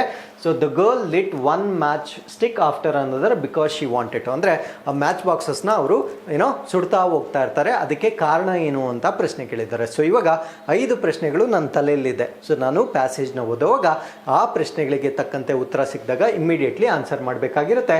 ಸೊ ನೀವು ವಿಡಿಯೋನ ಪಾಸ್ ಮಾಡಿ ಈ ಒಂದು ಪ್ಯಾಸೇಜ್ನ ಓದಿ ನಂತರ ನೀವೇ ಆನ್ಸರ್ ಮಾಡ್ಬೋದು. ಬಹಳ ಸರಳವಾಗಿರುತ್ತೆ. ಸೊ ಇಲ್ಲಿ ನಾನು ಪ್ಯಾಸೇಜ್ನ ಆಲ್ರೆಡಿ ಓದಿರೋದ್ರಿಂದ I will not be wasting time here. So the dress of the girl was. So ಗದ್ಯ ಭಾಗದಲ್ಲಿರ್ತಕ್ಕಂಥ ವಾಕ್ಯವನ್ನು ನಾನು ಮಾತ್ರ ಪಿಕ್ ಮಾಡಿರ್ತೀನಿ. She was wearing a worn out dress ಅಂತ ಗದ್ಯ ಭಾಗದಲ್ಲಿ ಕೊಟ್ಟಿದ್ದಾರೆ. ಸೊ ಇದಕ್ಕೆ ಸರಿಯಾದ ಉತ್ತರ ಯಾವುದು ಅಂದರೆ ಓರ್ನ್ ಔಟ್ ಡ್ರೆಸ್. ಅಂದರೆ ಆ ಡ್ರೆಸ್ ಹಾಳಾಗಿರುತ್ತೆ ಅಥವಾ ಹರಿದೋಗಿರ್ತಕ್ಕಂಥ ಉಡುಗೆಯನ್ನು ಅವರು ತೊಟ್ಟಿರ್ತಾರೆ. ಸೊ ಎರಡನೇ ಪ್ರಶ್ನೆ ಏನು ಅಂದರೆ the girl was wearing not anything to her feet. ಅಂದರೆ ಅವಳು ಪಾದಗಳಿಗೆ ಏನೂ ಧರಿಸಿರಲಿಲ್ಲ, ಕಾರಣ ಏನು ಅಂತ ಕೊಟ್ಟಿದ್ದಾರೆ. ಸೊ ಇಲ್ಲಿ the poor little girl. So ಈ ವಾಕ್ಯಗಳನ್ನು ಓದ್ಕೊಂಡ್ರೆ ನಿಮ್ಗೆ ಉತ್ತರ ಸಿಗುತ್ತೆ. Was walking along the lonely deserted road. She was wearing a worn out dress and our feet were bare ಅಂತ ಕೊಟ್ಟಿದ್ದಾರೆ. ಸೊ ಇಲ್ಲಿ ನನಗೆ ಅರ್ಥ ಮಾಡ್ಕೊಳ್ಳೋದು ಅಂದರೆ her feet were a poor little girl ಅಂತ ಫಸ್ಟ್ನೇದ್ರಲ್ಲೇ ನನಗೆ ಆನ್ಸರ್ ಇದೆ. ಸೊ ಇಲ್ಲಿ ನೇರವಾಗಿ ನನಗೆ ಉತ್ತರ ಸಿಗೋದಿಲ್ಲ. ಸೊ ಒಂದು ಕೇರ್ಲೆಸ್ ಅಂತ ಕೊಟ್ಟಿದ್ದಾನೆ, very poor, unclean and lazy ಅಂತ ಕೊಟ್ಟಿದ್ದಾನೆ. ಸೊ ಇಲ್ಲಿ ಪ್ಯಾಸೇಜಲ್ಲಿರ್ತಕ್ಕಂಥ ಒಂದು ಅರ್ಥಕ್ಕೆ ಸಂಬಂಧಪಟ್ಟಾಗೆ ನಾನು ಆನ್ಸರ್ ಮಾಡಬೇಕಾಗುತ್ತೆ. ಪ್ಯಾಸೇಜಿಂದ ಹೊರಗೆ ನಾನೇನು ಥಿಂಕ್ ಮಾಡಬಾರ್ದು. ಸೊ ಈ ಒಂದು ಕಂಡೀಷನ್ ನೀವು ಜ್ಞಾಪಕ ಇಟ್ಕೊಳ್ಳಿ.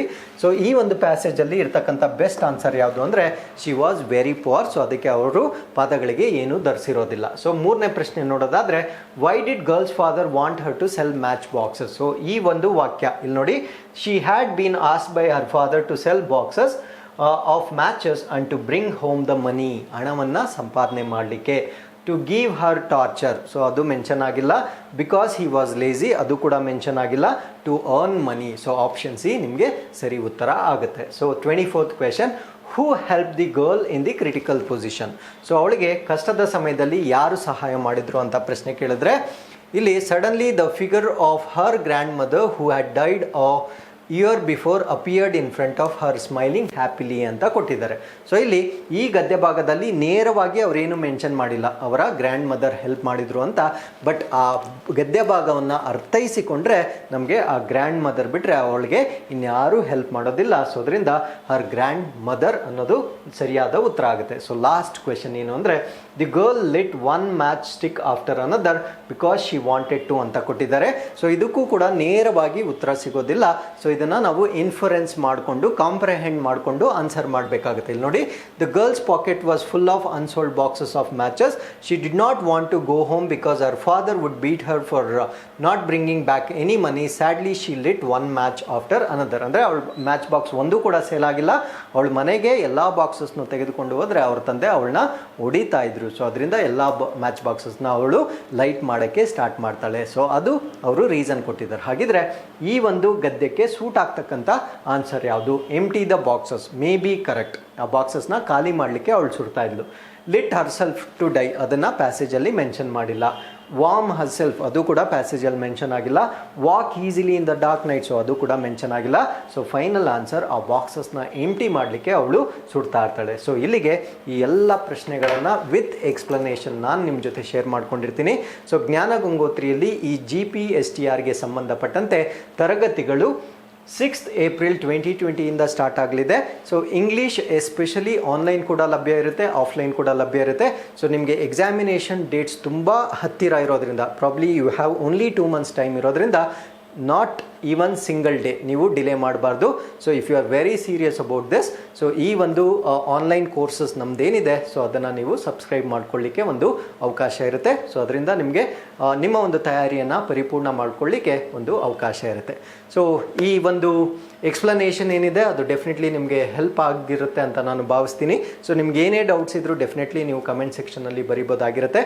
So thanks for watching. So thanks for having so much of patience to watch the complete video. So ಎಲ್ರಿಗೂ ನಮಸ್ಕಾರ.